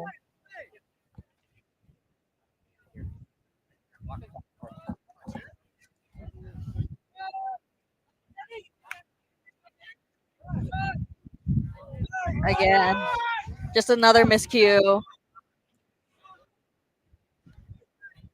Like our other game, they've got some tall players, so we'll see how they utilize them. A beautiful shot in the end zone. We got a shot for the end zone. No one there, unfortunately. Yeah, that one sailed again. Yeah. Not to harp on it, but this wind will affect that one sailed. Yeah. I will say, these jerseys are looking pretty sharp for Dandurand with the gray and the red accents. The Ultimate, doing a nice job on that, or yes. V, maybe. I think you'll correct me. Yeah, V Ultimate, a sponsor of this tournament. So thanks to them for everything. If you're here, definitely check out their booth. They have some great gear, and they have a bunch of gear for this tournament here. So if you want to grab something, you should. I'd have to see if I can trade for one of these sharp-looking red and gray kits with one of the players after the game. I kind of want to trade my jerseys too, but I love keeping them. So here we are. We have St. Matthews with the disc again, working it out from in the shadow of their end zone. Yeah, nearly a bit of a block there, but good defensive pressure, nice concentration to make that grab. Much better on the throw back across into the wind than we saw earlier. So already making adjustments. And you can see the disc. Quick movement, you know. Oh, that was a D by number 11.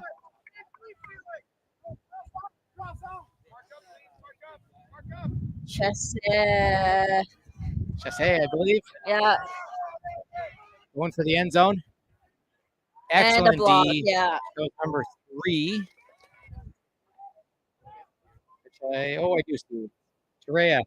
Gabriel Torreya. They're our brothers, so I got to get the correct one. Are they? But that was a nice D. High pointed that and made sure that the receiver couldn't get Yeah, and he's also a captain, so that's really cool. Obviously a standout player already. Well, and that's what you want to see. Big plays from your leadership and your captains, right? Set the tone for the rest of the team. Yeah, for sure.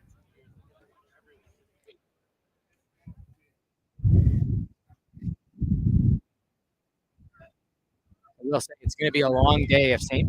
Pat's has to constantly be working out from the front of their end zone. They're just right on that end zone line every time. And a block there. Efforts like that. Yes. And you can see that was a mismatch. So poaching off of that is something we talked about last game, and St. Matthews doing that very well. And I assume that's coming from great coaching, great players. So.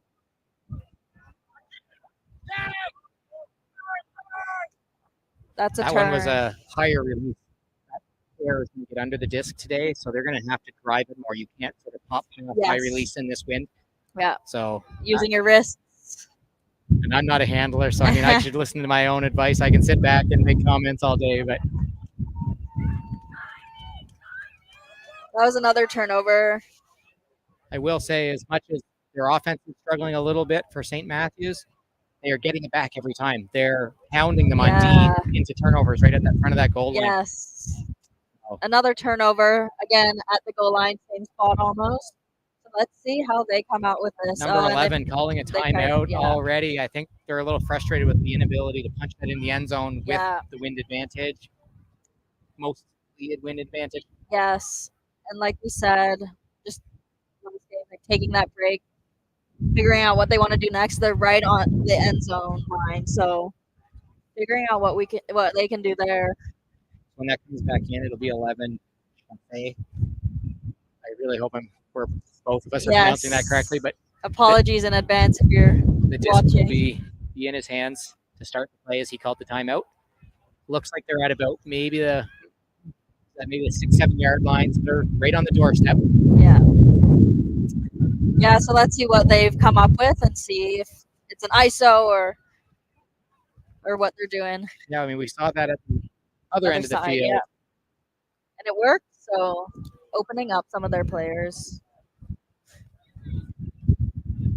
Again, observers this game, which is great because them being able to explain rules and the athletes being able to learn at this age. Might be some questions from the Dandurand coaching staff. Yes.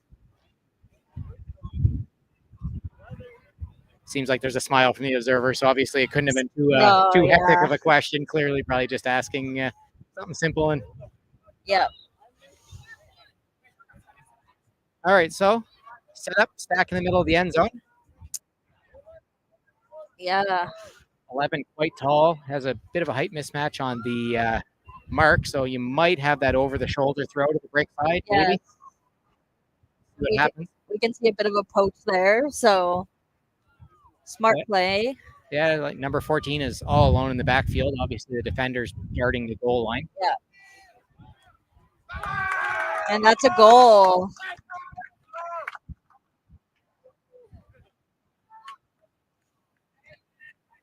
So 11, Chassé with the assist.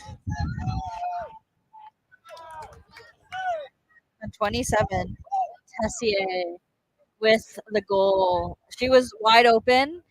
A great shot into the end zone. Smart play from the handler, too. I mean, obviously, you have the poach in the open side of the field. That was a nice break throw. It was a great cut. It was. Obviously, but cutting to the break side, you should probably be open. Yeah. So great execution on the throw to hit that open receiver. Yeah. Take what the defense is giving you, basically. A bit of an ISO, and it worked for them, so that's great. So we'll see if St. Matt's can clean this up a bit. The wind is not quite across field. It's not quite up and down. So they'll have a little advantage going in this direction. Hint of wind to help them. So we'll see if they can clean up their play and maybe take advantage of some longer puts downfield.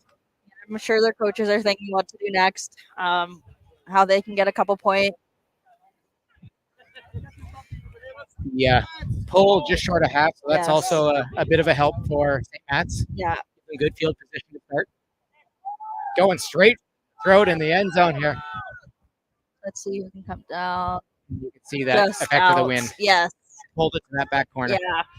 You got to almost float it kind of towards the other side and let it float in. Almost want to throw it out over us here at half field on this side of the field. Bit of an OI throw there. Now, having said that, and they trap Dandurand down at this goal line, same as they were doing previously. Dandurand was down there, so let's see if they can cause a quick turnover right here at the goal line. Sure. It looks like a zone. Yeah, they threw a zone. 3 ladies in the cup there, trying to stop their plays. I like that choice. I'm a firm advocate of zone, but with the wind today, zone right out of the gate makes a lot of sense to me. Yeah, I agree. And just slowing down the play and kind of trapping it down there is, I mean, that's exactly what they just did. That's where they wanted it. I can hear on the sideline they're calling end zone, so they want to punch it in here. Let's see what kind of play they have. Stack in the middle of the end zone. So as much as that's a turnover, that actually played into St. Matt's hands. If you look, the mark was pushing to the far sideline, but the handler was left-handed, so it actually gave the forehand open side throw. You know, I don't know if they'll want to give that handler that force much more in the game. No, something to be corrected for sure. And good effort by St. Matt's, able to, I saw a bid there, just trying to get their hands on it, but unfortunately not. There's another, it's a drop, but you could see the wind just suck that down as the player jumped up to make the catch. Yep. Right outside the end zone again. Let's see if they're able to punch this one in. Just need some patience. So 14 with the disc again. Oh. Just a drop by number 10 there. He was open for it too, so a little too casual, going for the one hand grab. So at 14, it's Connor Seaborn that was the lefty handler that had the disc both of their end zone plays for offense for St. Matt. So for sure. Knowing he's left out, you can hear the coach yelling, "Send it." He wants them to punt. They're playing a punt and 10 game. Bring back though, short, hopefully. And a catch. Yeah, number 3. Again. Gabriel Correa. You can hear Habib, Coach Habib. He's not afraid to tell them, take the shot to the end zone. If you miss it, we're going to get the turnover anyways. Yeah. He's all right with the punt and pin kind of game. Exactly. I also don't have a problem with that. With this wind, I actually am a firm believer in placing zone. Yeah. Like, I think it's the right choice. Yeah, and I agree. I think they're right, like just pushing it into that space for them, and with the zone hoping for a turnover and them being right there. They're on offense. St. Matt's, they're getting the disc. They're open. They're just slightly dropping it. So a punt downfield. Yeah, Get them some breathing room. Yeah, the wind kind of pushing the disc down a little bit. Super windy, so let's just see if he tries to get rid of it again. He's telling them to go. I think he wants to put it deep. Yeah. It's always nice as a handler when you can just point where you want your receivers to go. Yeah, she caught that one, but unfortunately a bit too. It was outside the end zone. I think it was just in the sideline of the adjacent field. Yeah. But excellent read. Yeah, and good effort to catch it regardless. You never know. Sometimes you're on the field, you can't see where you are. So we're talking about them playing the punt and pin, playing some zone. The problem is they're down 2 already, I believe.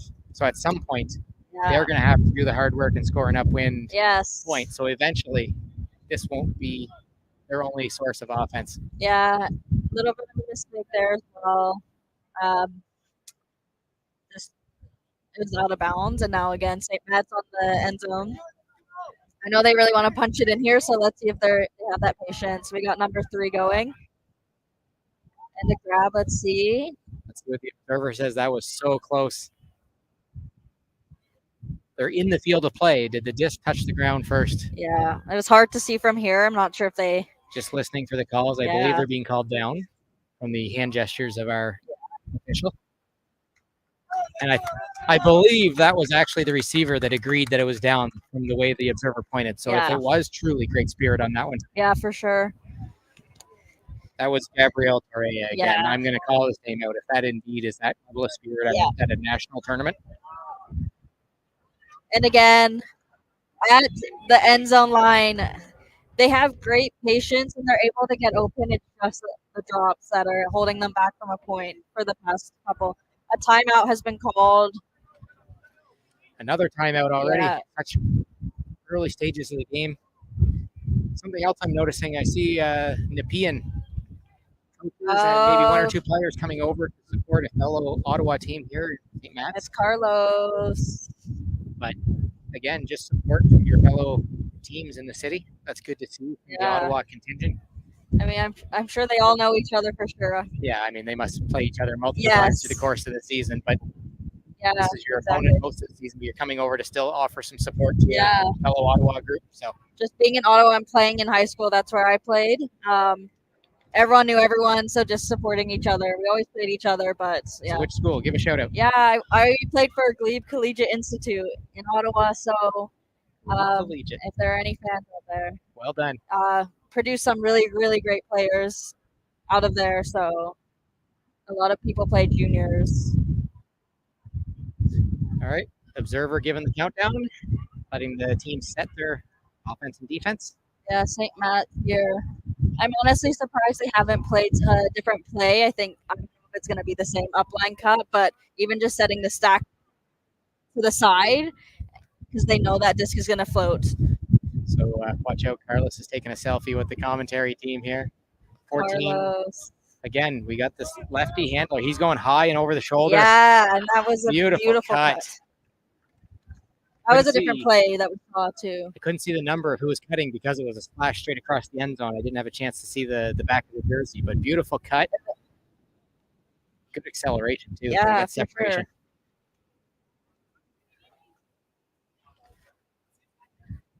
It's also a nice play from the handler being a lefty. That was actually the pivot and a high release over the shoulder of the mark. Yeah. Nice snap in this wind, as we talked about. So well done on all fronts on that play. For sure. It's all the little technique things. Yeah, if that's something they talked about, getting that is definitely different than what we've seen them do so far.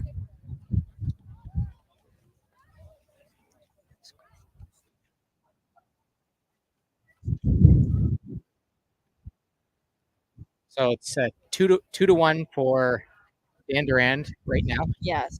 Same match of scoring the first point of the game. And as we said, they're down 1 now, but they are going to have to score one upwind. So are they going to be able to do it here with a turnover off this pole? Maybe see if their defense can kick in. It's a good roll. Yeah, really good roll. I'm not sure if I think it was out of bounds, closer to the half. Yeah, it looks like it was. Given that we're running with the disc. Yes. Don't think that's allowed. No. The observer showing no travel called. So. And again, they're throwing a zone on them. Oh, 22. Maria Murray, one of the captains. What a swat down. Yeah. She's having none of that in her field space. Unfortunately, a quick turnover there on the sideline. Here we go. We have observer running with the beanbag to give the player a marker.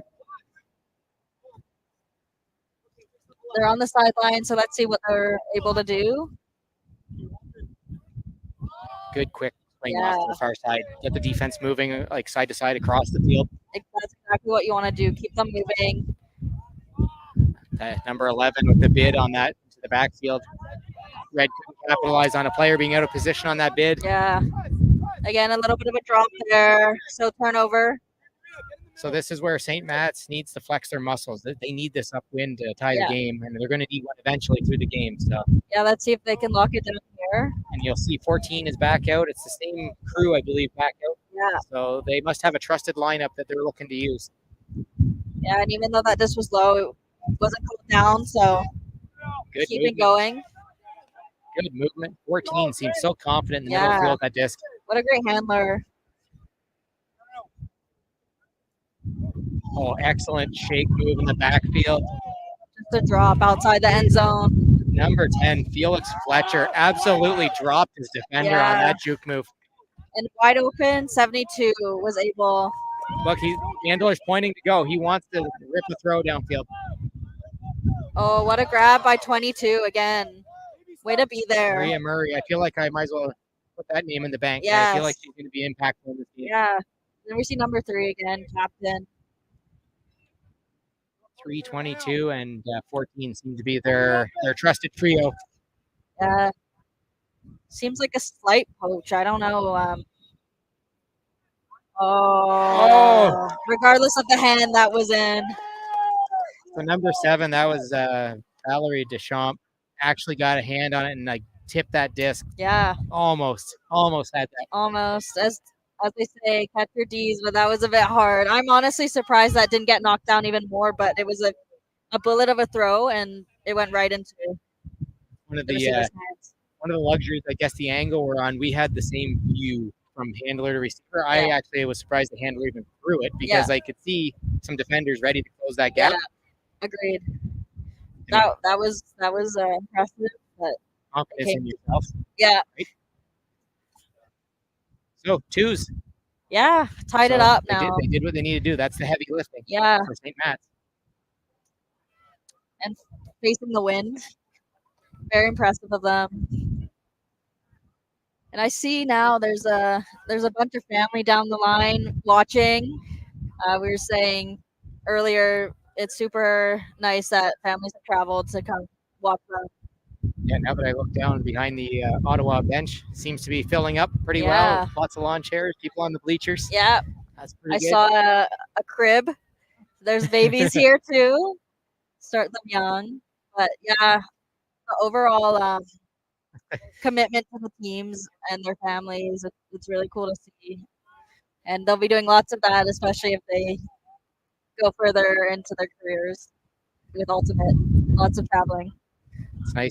Coach Beebe with a thumbs up to us as he walks by. He's seeing his team clean up play after a jittery first few possessions. So yes. I think he's starting to be a little more positive, a little happy with what his team is producing. Yeah. Yep. They needed that confidence boost as well. And what a beautiful pull. And they're called it out. So coming to the middle now, but they still want to throw on that zone. Yeah, and I was going to say, look at the setup they've got. Yeah. Looks like, is she going to go to a top cup? Yeah, it is. That might be a wedge with a shorter mid, but yes. Nope, going to a more traditional traditional zone D, but still zone D regardless. Nice to see.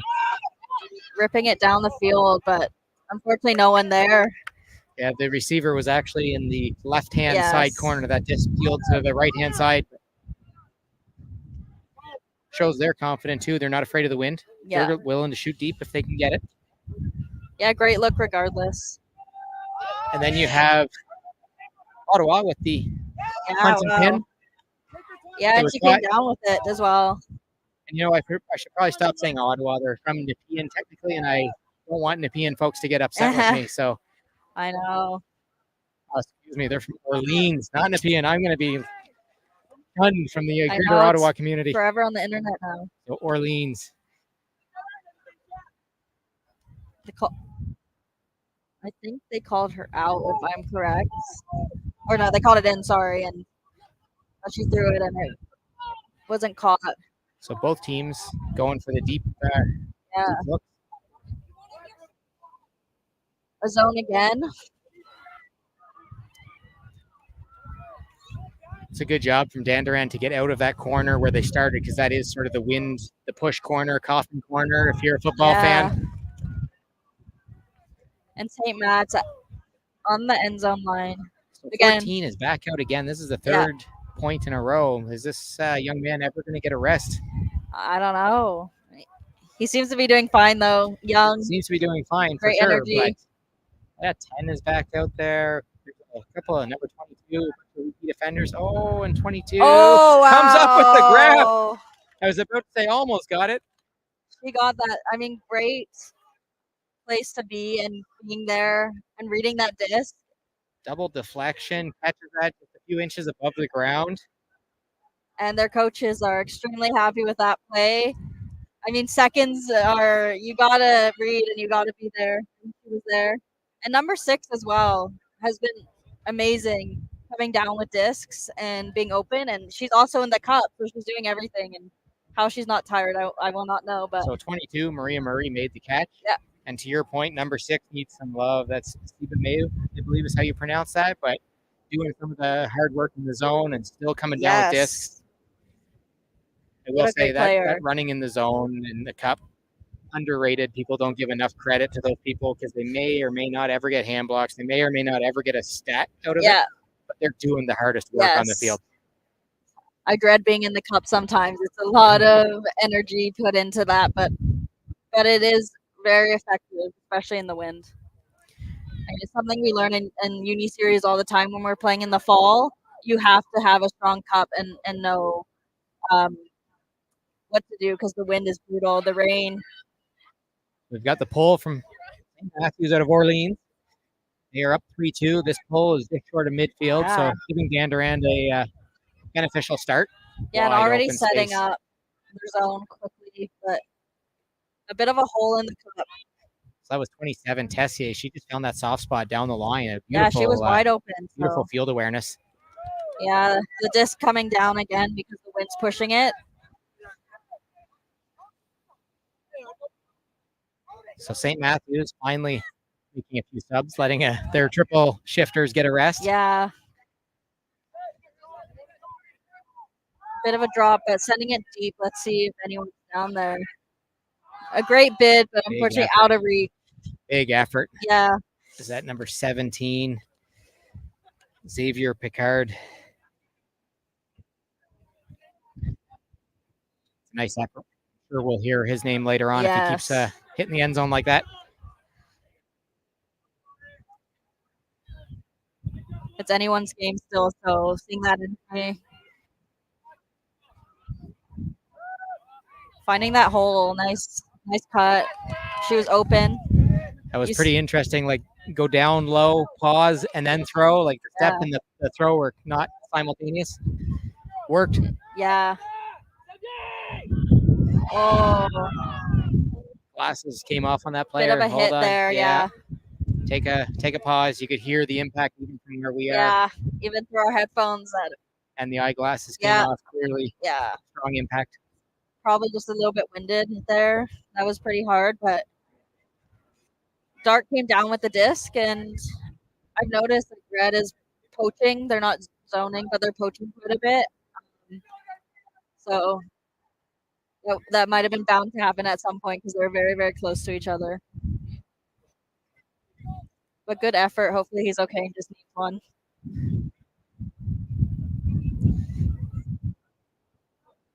I think also a good no call. As much as it's a heavy impact, I think it was just two bigger kids going up for a disc. Yes. There's no intent on either one of them. Exactly.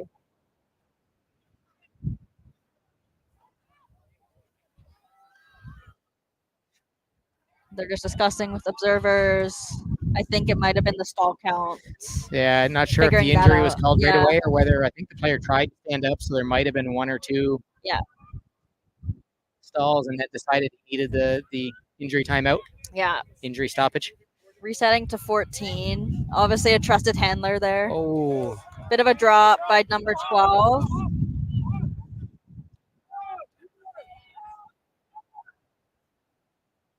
Wow, number 14 running through that D. yeah, that was Payette with the throw downfield. It was the effort from Elizabeth Moreau playing out, even though it was a bit of a throw out of her reach. And that was a goal for that- Dandurand. Yeah, who is that? 27, Tessier. Yeah, she's pretty speedy, able to get open. I've seen her play defensively and offensively. 3-all? Yes, tied game again. So we'll see what St. Matt's will come down with and how they can use this point. I think each team has scored one in the upwind end zone, so I feel like the bulk of the action is going to be down here, sort of on this as you're viewing on TV to the right side, right end of the field. So that point, it was a long point. Maybe everyone was just tired, kind of slowly playing defense. So we should be giving a shout out to our camera operator and scoreboard operator, Sophia. I have a feeling we'll be on the mic later on today. I have a feeling too. A strong one. Camera operation for 3 games in a row maybe isn't your ideal Saturday. So in the meantime, we have a poll over half. You can see St. Matt's is not in a rush to set anything up. They just walk down patiently. Yeah, the wind is picking up that disc. They need to be careful. Short, snappy throws is what they need to move it up the field. Nice fake. Yeah. 14 likes to put it deep, but maybe putting that on hold while the wind picks up. A bit of a throwaway there. Yeah, that one was not enough snap on the disc. Tried to float it out to open space. And what a D. Number 10. And then putting it. Yeah, that was Fletcher. Yeah. Number 10 with the big sky for the D. That was a great D. That one of those plays where you make the good D and then you get hyped up and throw it a bit too far to the end zone. Wasn't quite. Yeah, being patient. Wasn't a striker there. So here, Dandurand's on the horrible corner down there. Don't know if that came back into play or not. But good effort. You see him sliding again. This is turf field, so you're really putting your body on the line. I think the observer is saying to take it up at the cone. I don't think it came into play. Wow. That corner is very difficult to get out of today. Yes. So we'll see what they can do. Lefty handler. I want to see a cut up that sideline and just let him forehand something. There you go. Number 3. Oh, peels it off. Comes back. He needs a reset immediately. Wow. Hammer. Hanging. Yeah. Falling Out to of the bounds. turf. Yeah. Like last game, we're seeing some hammers, which is incredible. A hard throw. I haven't even perfected them, so. I feel like I'm going to blow away here. This wind is starting to pick up. It is pretty windy out. This location, like you said, is a super windy field. Great huck. Oh. Just can't come down with it. So you live around here. You play at this facility more often. I haven't played here in probably 15 or 20 years. I played here a few weeks ago, and I'm playing here tonight. Oh, so you'll enjoy the wind later on this evening? I'm a little bit scared, but yeah. I played here recently for tryouts, and it was the windiest I've ever played in. I could not even get a throw off. The disc was flying out of my hand, so that's the weather for you. Another one that had to play early. Lots of run back on this one for some territory.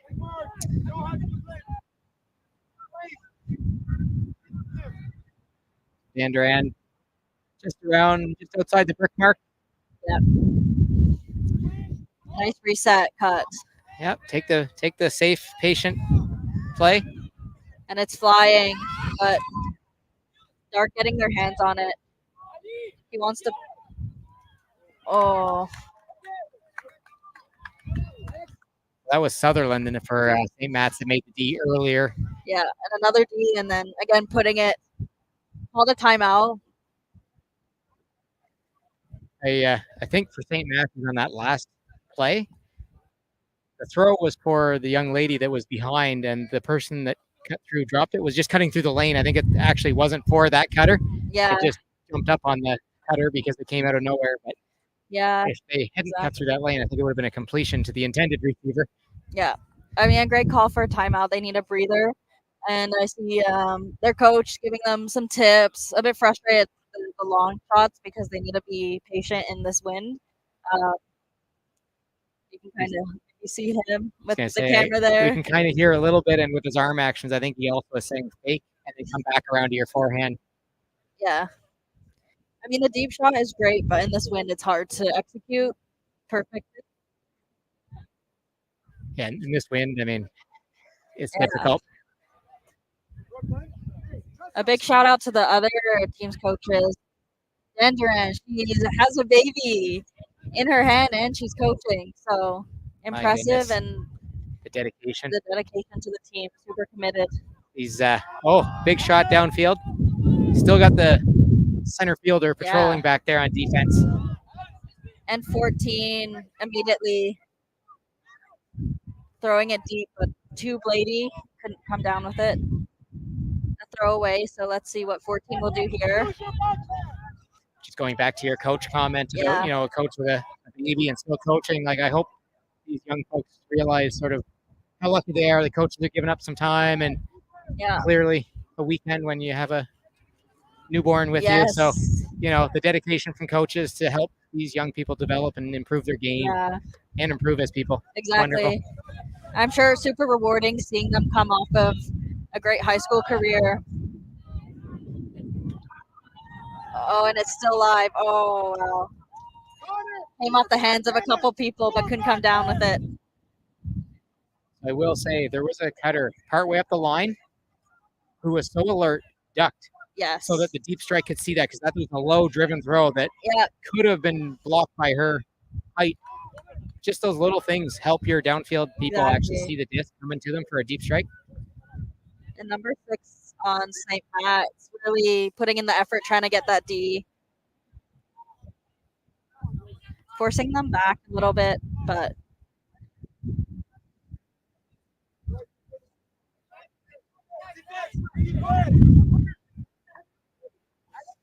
a drop, causing turnover.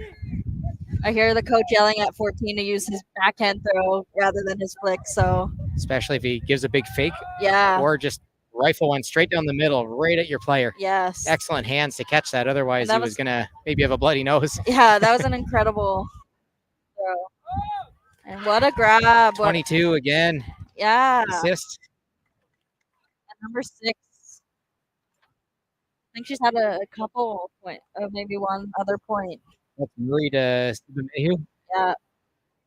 Definitely a low scoring game so far, but good effort by both teams. 4-3 for Matt's out of Orleans. Yes.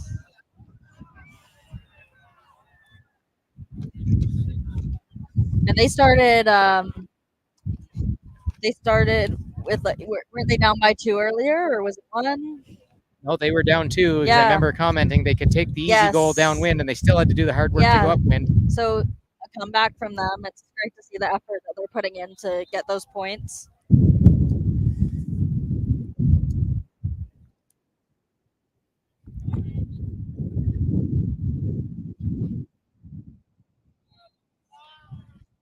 Great pull. That's a good pull. Yeah.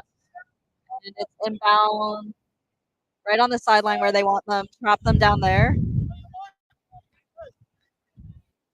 And, for the first time, I see a very vocal and animated player. I'm just trying to get the number so I can give him credit, but he's actually pointing and shouting to his cup and his marks up front where to position. And that's exactly what you want for someone who's playing in the middle. I can see Red coaching a little bit. They don't want to give that open under. So maybe a punt and pin style from Dandurand going this way. I'm not sure. I think it went out earlier too. So just to go back on that, it was Wyatt Seaborn, number 20. He spent a good 10 or 15 seconds as they were coming down to cover that pull, directing his players on how to play D.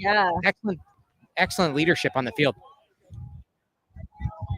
Coach Seaborn, I wonder if there's a relation there. If the young man is that aware of what's going on and able to sort of direct his fellow defenders. Yeah. Obviously a standout player there. Feel like he's wearing a different jersey underneath. Might be a junior team thinking.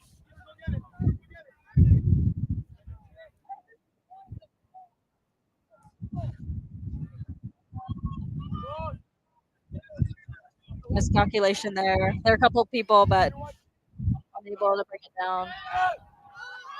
Oh, a hand on it. Nice to get a hand on it. The throw was starting to turn over a little blatant, so even getting a hand on that was pretty solid effort. Yeah, I mean, it also rolled right into the end zone almost. So, and a hand block, beautiful hand block by number 11.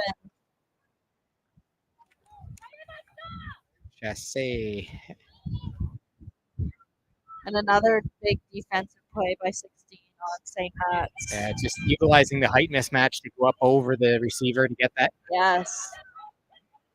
Big throw. That's going into the adjacent field. Heads up to the folks over there. As we go over there, we can see a nice matchup on the offense over there. A couple of tall, athletic players. Yeah, no one's super tall on either teams here, so I think it's pretty evenly matched up. So we'll see where this is coming back in. The beanbag is up on the offensive side of half here. A little bit shorter than they wanted, probably. There we go. We're ready to play. So go for the wind turning that over. You're throwing into the wind off that sideline. You have to snap it. You have to have some conviction in your throws. I'm hearing send it on the sideline. I think they want to go deep, but possession is needed. Nice spacing, nice wide open player in the middle. Yeah, again, just the drops. They've executed all their cuts really well.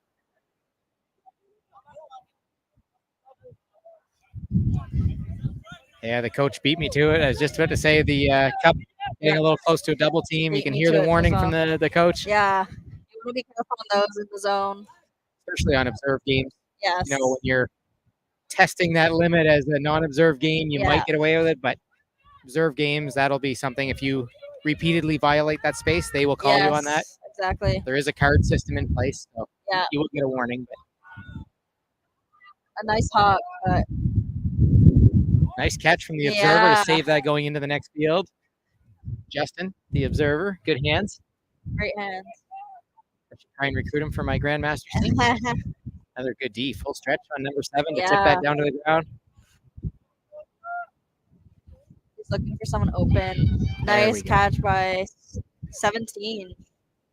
They're playing it back, but really well. Yeah, that was Harvin in the middle, number 17. She's been in the middle open quite a few times. Yeah. They're working it up the field now. No, that's no. That's what I said earlier. You can't just loft it into the wind. You need to be patient, let your players come, and then reset it if you have to. Or if you want a fast play, at least throw it hard with snap. Yes. Like the player was open, I think, for the goal. Yeah. But it was too leisurely. Just pop it up. Likewise, exact same thing. Just throwing it up and it's failing. Fell down just in front of the handler. They're playing pretty fast. We can hear their coach yelling to be patient. There's no rush. We got 10 stall counts.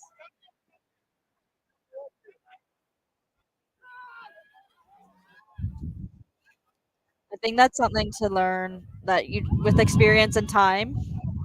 Just learning to be patient. I still make those mistakes. I definitely try to push it in the end zone, but knowing that you have your handlers and to count on your team. Nice read. What a That's how grab. you read a disc. She has been there. My goodness. She's been there, able to catch. Gabrielle Picard. Yes. That is how you read a disc. That was a good toss. That was a good look for sure. He was there, but unfortunately couldn't come down. A turn. Dandurand has some great hands. They're able to catch those throws. Oh, I saw a paw come up and knock that down. Yeah. Right at the goal line too. So that was a must save on D. We've had a lot of long points today, but this has been a long point. They're getting down into that corner on the near sideline where the bench players are between us and the disc. So they might have to sit on your shoulders if we want to see what's going to happen for the next moment or two here. See the throw go up to the end zone. No. D made in the end zone. Yeah. An immediate punt. That was as quick as it came into the defender's hands, getting it out. I've noticed definitely some mismatched defense, some girls marking guys. Not sure if that's strategic just to pick it up and pick up who you have. I saw the player diving on the other field. I thought that was our field diving to retrieve a disc. Like that was a great bid. That's commitment to a game. Wow, what a grab. Again, like we were saying, Moreau. Great hands. She's not afraid to hit the turf either. No. A few times she's been laying out for discs. Yeah, and she's open, wide open. Looks pretty fast on her cuts across the field as well.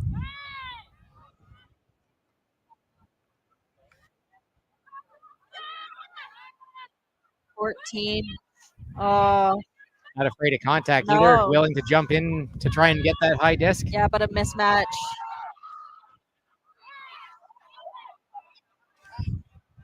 Nice try, good effort. Number 9 has it now. Great patience. A quicker swing on that one too. Yeah. Now we're moving the disc a little quicker. They want it. That's and it pays off. Goal. Yes. Dandurand. Not sure who caught that. I couldn't see it, but a great effort. That was a long point, and being able to just punch it in and it transitioned when they started to swing and move it quickly versus punting it and going for the deeps. It converts to a goal. Yeah, that was great. Honestly, good effort.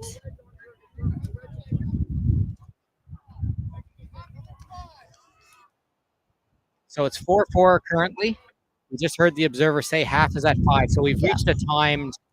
The next point will be half. Yes. Because we've reached a timed half on this one. Yep. Might be nice. I see a Subway sub sitting behind me. It's just calling my name. Yeah. So it's a nice close game. Both teams are, I'm going to say, facing the same battles in the same direction on the field. And putting in good effort. But close game, this is what we want. Competitive, entertaining games, full effort from both teams. For sure, team effort. Everyone's touching the disc. Great defensive plays. So has anybody stood out for you so far? Either team, whichever one you want to go for. But has anybody stood out for you right now? I mean, player you like the style or the effort? Yeah, I mean, I think number 9, Moreau, has been a really standout player to me personally. She's there. She's on the. She's able to, like you said, she's not afraid of the dish. She's not afraid of bidding, anything like that. So. Yeah, you stole who I was going to come back with. But you know what? Since you went with red, I'll go with black. I'm going to say 22, Maria Murray. Yes. She's been open deep, open short. She's been slapping disc down on D. Clearly one of the key players on the team, but for sure does everything all around. So looking forward to seeing the second half and see how she finishes the game. Exactly. I'd love a matchup against those two. That'd be awesome to see them. You can hear the coach giving a little direction on who he wants to pick the disc up, which makes sense given lefty, easier swing out in the middle of the field, just like that. They're not going to cover the swing. Let's take it. And a great handler so far. Wow, 22. coming down with that. Contested catch. Love it. I feel like if you could pair her and 88 from the previous game was all over again, another dominant young woman. So maybe they'll end up playing each other. That would be a nice match to see. Yeah. Sutherland with the disc. Maybe we'll see them tomorrow. And I like that Orleans is actually trying to go back to the middle of the field now. They're purposely having 10 in the middle as an anchor and going side in, rather than sort of pushing to the end zone. Yeah. So they've clearly tried a different philosophy. You don't want to be stuck on the sideline, especially with the wind. It's hard to get off. So a turnover again. 14 going to pick up. Got St. Matt right on the sideline. 10 is open in the middle again. You can take that free swing. There's a hint of defense coming toward him, but not really. There you go. Get that disc centered so that both sides of the field are available to you. Yeah. A great defensive play. Oh no. Number 18 cut off his own throw. Unfortunately, they He had was a strike wide deep. open, yeah. Some great handler movement, just moving it up the field. That was a good little interplay. Gained 10 yards on a give and go. Just moving the cup so they get tired out from it. You can see 18, he wants to just give and go. He's running. As soon as that comes out of his hand, he's running to get the return pass. That's the best thing to do in a cup. You can see St. Matt's wants that. There it is. That was a beautiful. Oh. The cut on that throw, he cut it, turned his wrist to keep that thing flat and level with the wind. That was a beautiful throw. If I could record that to teach people how to throw. I mean, you can. You have to go back and rewatch, but that was amazing. It helps. It was like 10 feet right in front of us. You got the clearest view of the form and the technique. Just impeccable.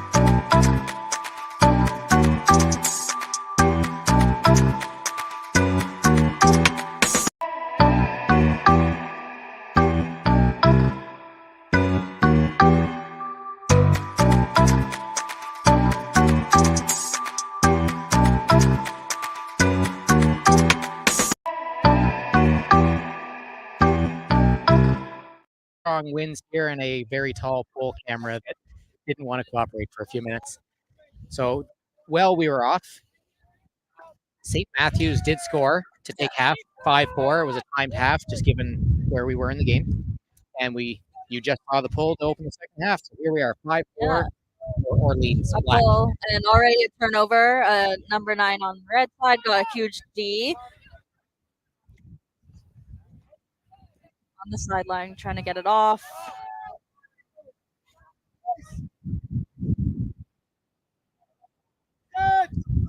You can see them trying to get those seconds there. Good effort. That was a pretty good read as well from the player that did get a hand up, not to come all the way over to the sideline. Get sucked into the play. Yeah, it looks like a foul's called. Not sure what happened there. Anything the observers will help them out.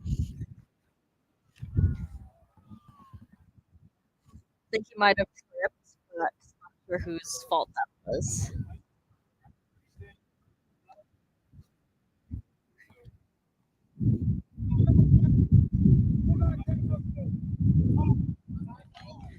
Number 10 with the big D. Yeah. Felix Fletcher. You can hear the coach for St. Matthews saying no backhand. They recognize now the handlers from the other team and what their strengths are. Yeah, I mean, that's really great of them to be able to do. Looks like it's a goal. Big fist pump from Coach Habib. You can tell he's pleased with that one. Good way to come out of the half. You score right before the half. You score coming out of the half. Yeah, put them up 2-0, I think. You are correct. That is 6-4 for St. Matthews. Yeah. What a comeback, like you were saying, they're down in the earlier half, but able to utilize their players and their strengths. And I'll be curious to see how Dandurand reacts, because that was an upwind goal coming out of half. That's a bit of a spirit breaker. Yeah. So hopefully they don't hang their heads. Hopefully they get back to doing the hard work they've been doing. Yeah, for sure. They're very, very good, able to come down with the disc and fight for it. A lot of blocks. So.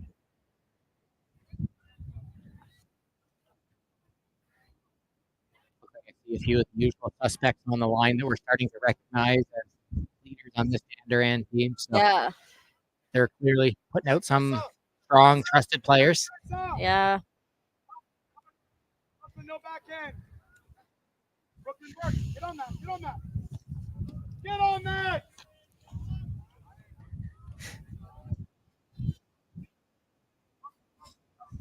No movement. Yeah, seeing no cuts there. That is a huge reaction. Huge D. Joyce. The coach was yelling at her Pierre Cloud to be in that space, and she got that. Just not being patient with the disc there, just sending it deep.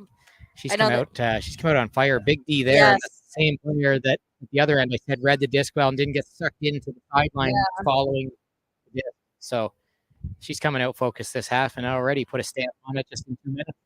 And like we were saying, usually in the cup you don't get those stats, but when you're in the right place, right time, you're able to get those. Nothing better than a hand block in the cup. Yeah. I wouldn't know. I only played cup for like 12 years. Yeah, I mean, it's great to see her playing such a defensive role. Goodness, you can feel that wind picking up. Yeah. You can probably hear it in our microphones. Good focus. Yeah, coming down with it. Can't see the. They're playing a zone, but they're definitely taxing that handler on the right hand side. I've seen that. They're being very communicative in the zone, which is super useful. I see number 6 yelling. High release backhand. Wow. Foul. That should have been a foul call, and I believe. And it's still going up, and he's got that D. Send it! Send it! Send it! Punt and pin. You can hear the coach. I guarantee you can hear the commands through our microphones. But certainly. He wants them to put it. Wow, number 6 reading it coming down. I'll say the player did send it. Yes. But it was certainly a touch pass to around half field instead of legit sending it to the end zone. So I'm curious to see if the coach is actually wanting the touch to try and complete a half field, or does he want the full send for punt and pin style of play? I'm curious too. I think it might be more hucking it down closer to the end zone and trapping it down there for them. Dandurand again trying to put that deep. It's floating. They're trying to split the defender, but that defender, they've tried him 2 or 3 times already, and it hasn't worked. They might do rethink what they're doing. Had she taken a bit of a step back there in the end zone, I think she would have caught it, but all good.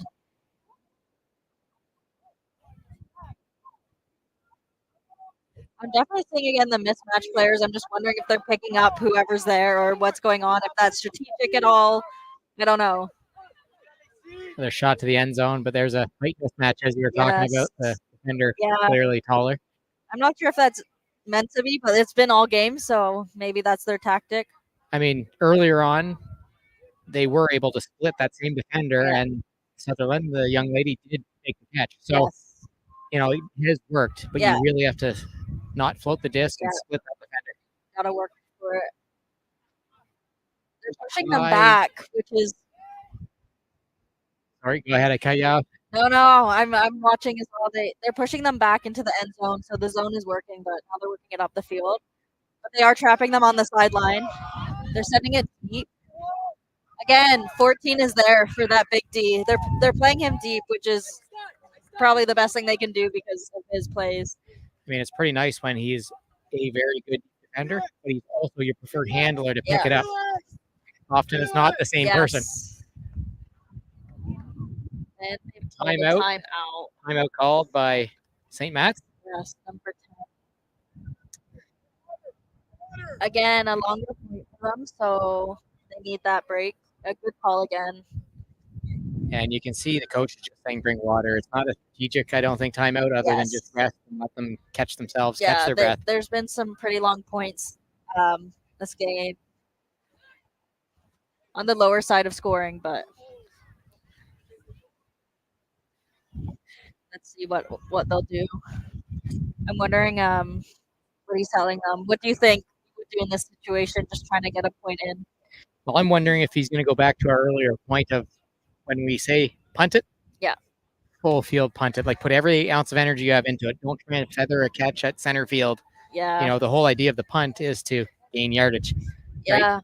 And I mean, it's complementary to their zone. If they can trap it down the field and they're able to just get that D, they're right there.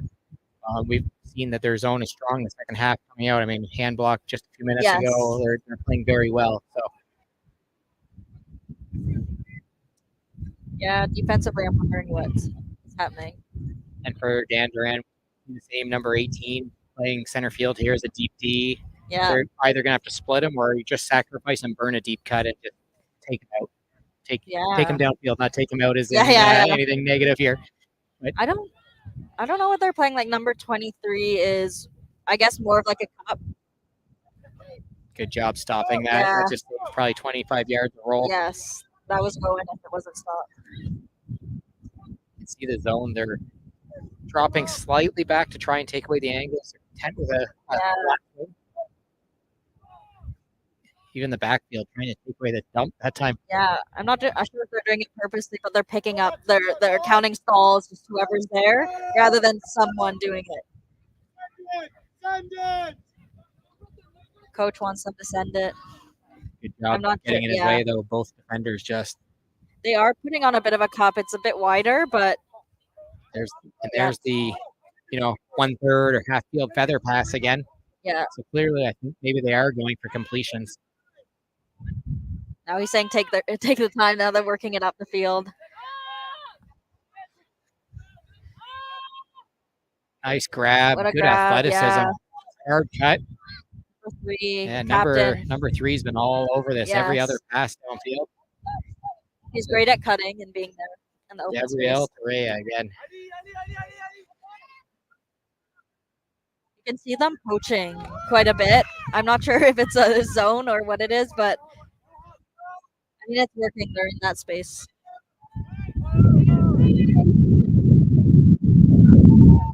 The wind has picked up quite a bit in the last 30 seconds. So, to be honest with you, as a amateur meteorologist, it's also cool. That wind was cold that just came through, which usually means a storm front coming. So, yeah, it's looking darker. So, the afternoon games might be entertaining, and your tryout tonight might be very entertaining.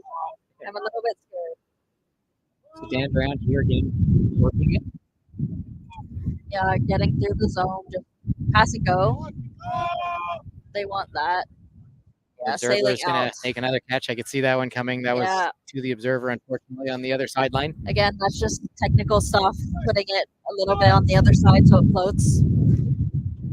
But 4 minutes to hard cap already. The Observer was just giving some warnings. And a timeout was called. Our very smart coach decides to call a timeout. Probably a little gamesmanship in there, like strategic use of the timeout and burn some clock. Sure. Is it 90 seconds for a timeout? Okay. I believe. Is there a rule? I'm not sure. Is there a rule on timeouts called like close to the? You can call them whenever. You can call them whenever, as far as I know. Okay. It's a bit more of a spirit issue if you call one with like a minute left or something like that. But I mean, it's technically, I believe, legal. I see. So I've been used to playing league indoors where you call a timeout within the last, I think, 5 minutes of playing time. It's a turnover, so you can't do that. I'm adjusting to all the rules as well, back outdoors now. So a very strategic timeout called. Yeah, it was very good and no lingering on the field. It's not like they're purposely milking the clock. I mean, there's observers to get them moving along, but it was to talk to the players for a minute, get going. Exactly. I believe that both of their timeouts already just pretty quick succession here, so they're done for this half. Yeah.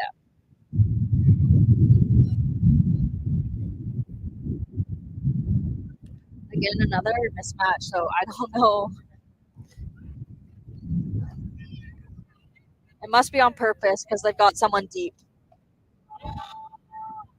Looking for a bit of a set play there. The deeper player strikes straight across to the sideline. Yeah, maybe 4-2 is.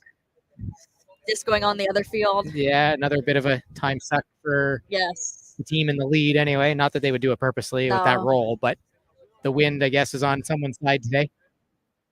We can see if they can put it in. Excellent, D. Way to contest that. 22 again. Way to be in that space. She wasn't scared. Exactly. I think that's my player of the game for Orleans. Yeah. Post wants to send it again. Yeah, at this point, then we can see the big wheel route, big wheel cut down the sideline. Wow. She was there. And it was a goal. I'm pretty sure that was a design play. That was really well executed. That was a design play where they say send it, and the male runner came out wide and did a big wheel route down the sideline, knowing he was a secondary play after the catch in the middle of the field. Yeah. Absolutely beautiful setup. That was amazing. You can see them coming off super happy with that play. Might have to put that one in my playbook. Yes. I'll be taking video clips from these games and using them. And then to see the talent so young and being able to use this as an example says a lot. So I will say, not to take anything away from Dandurand, they jumped out to a lead. Yeah. But St. Matt's, you could see the coaching. They had, to be very honest, a horrible first 2 points, and they were down by 2.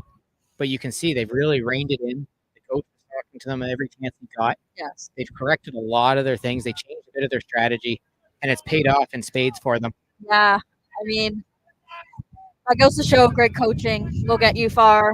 And I've always remembered the coaches that have made such an impact on my game. So, and especially players that are willing to take that coaching and put those lessons into practice. Yes. So kudos to the players as well for listening to the coach and actually executing on the field what the vision was. Yeah.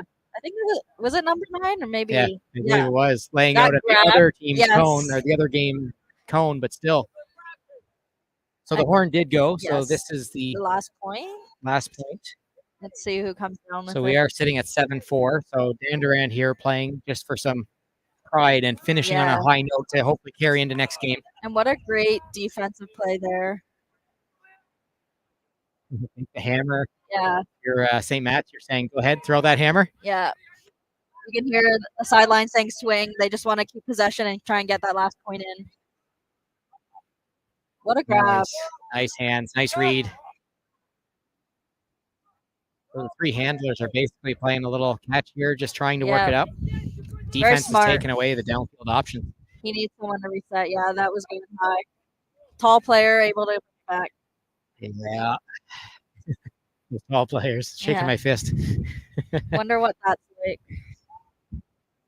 So slowly moving backwards, the defense is gaining, a couple yards here and there, but and waiting for that. That was the opening that they were waiting to generate that. That wind picked up totally. It was working in the favor, but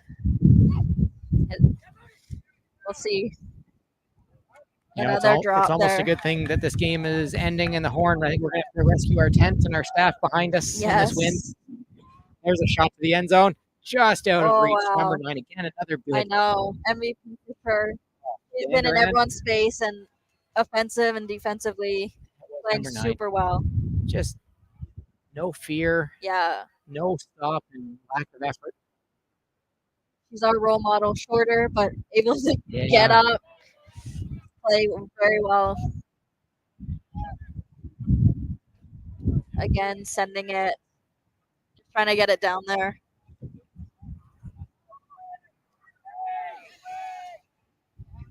They've been playing really well, honestly, in the wind.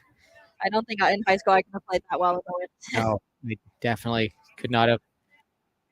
Doing well, snappy, especially the amount of touches, the swing passes, like they're completing 9 or 10 in a row before making an error, which is still saying a lot for it. For sure, and I think they've definitely cleaned it up since the first half. They know that they're working against the wind as well, so they need to be short, snappy throws. Yeah, even that short throw, it's snappy, even though it's only a few yards. But it's sailing. Wow. Oh, what a focus. What a catch from the Dandurand player. Yeah. Way to keep it alive. They want this last point. They're playing great possession.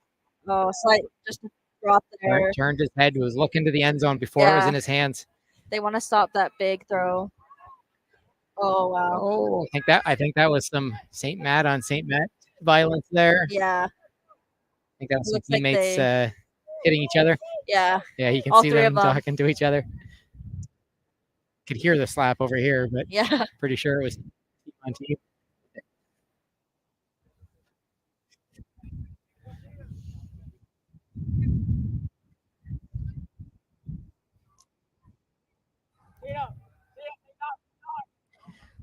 Ran again, 3 handlers. Yeah, got him wide open. Little catch there. Nice. Gain down the sideline.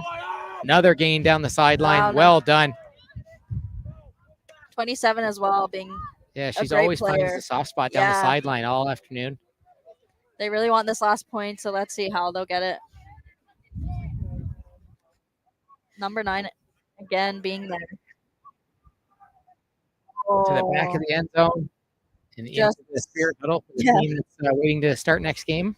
Just out of reach. They're moving away now. Probably wise. Get hit. You probably just turn and have one coach as your protector to stop those wayward discs.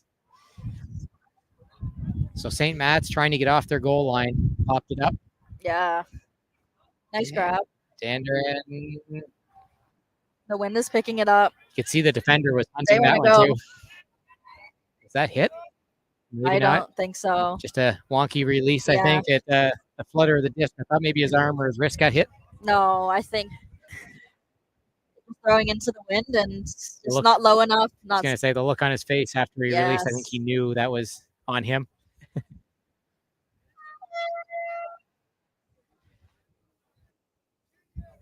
Let's see. Another horn going there. Oh. I see the vision, but just not executed properly. That one never came in. So there's a beanbag way up the field. They've tapped it in and lost, I think. Oh, in theory, they would have lost that advantage, but the beanbag is there for the marker. Again, players at this level, it's good to learn the rule. And Yeah, for sure. Deep throw. She's wide open as well. trying to set up the forehand with the pivot. Unfortunately, out of bounds as well. It didn't come in Yeah. either, really. I'm wondering where they're taking it from.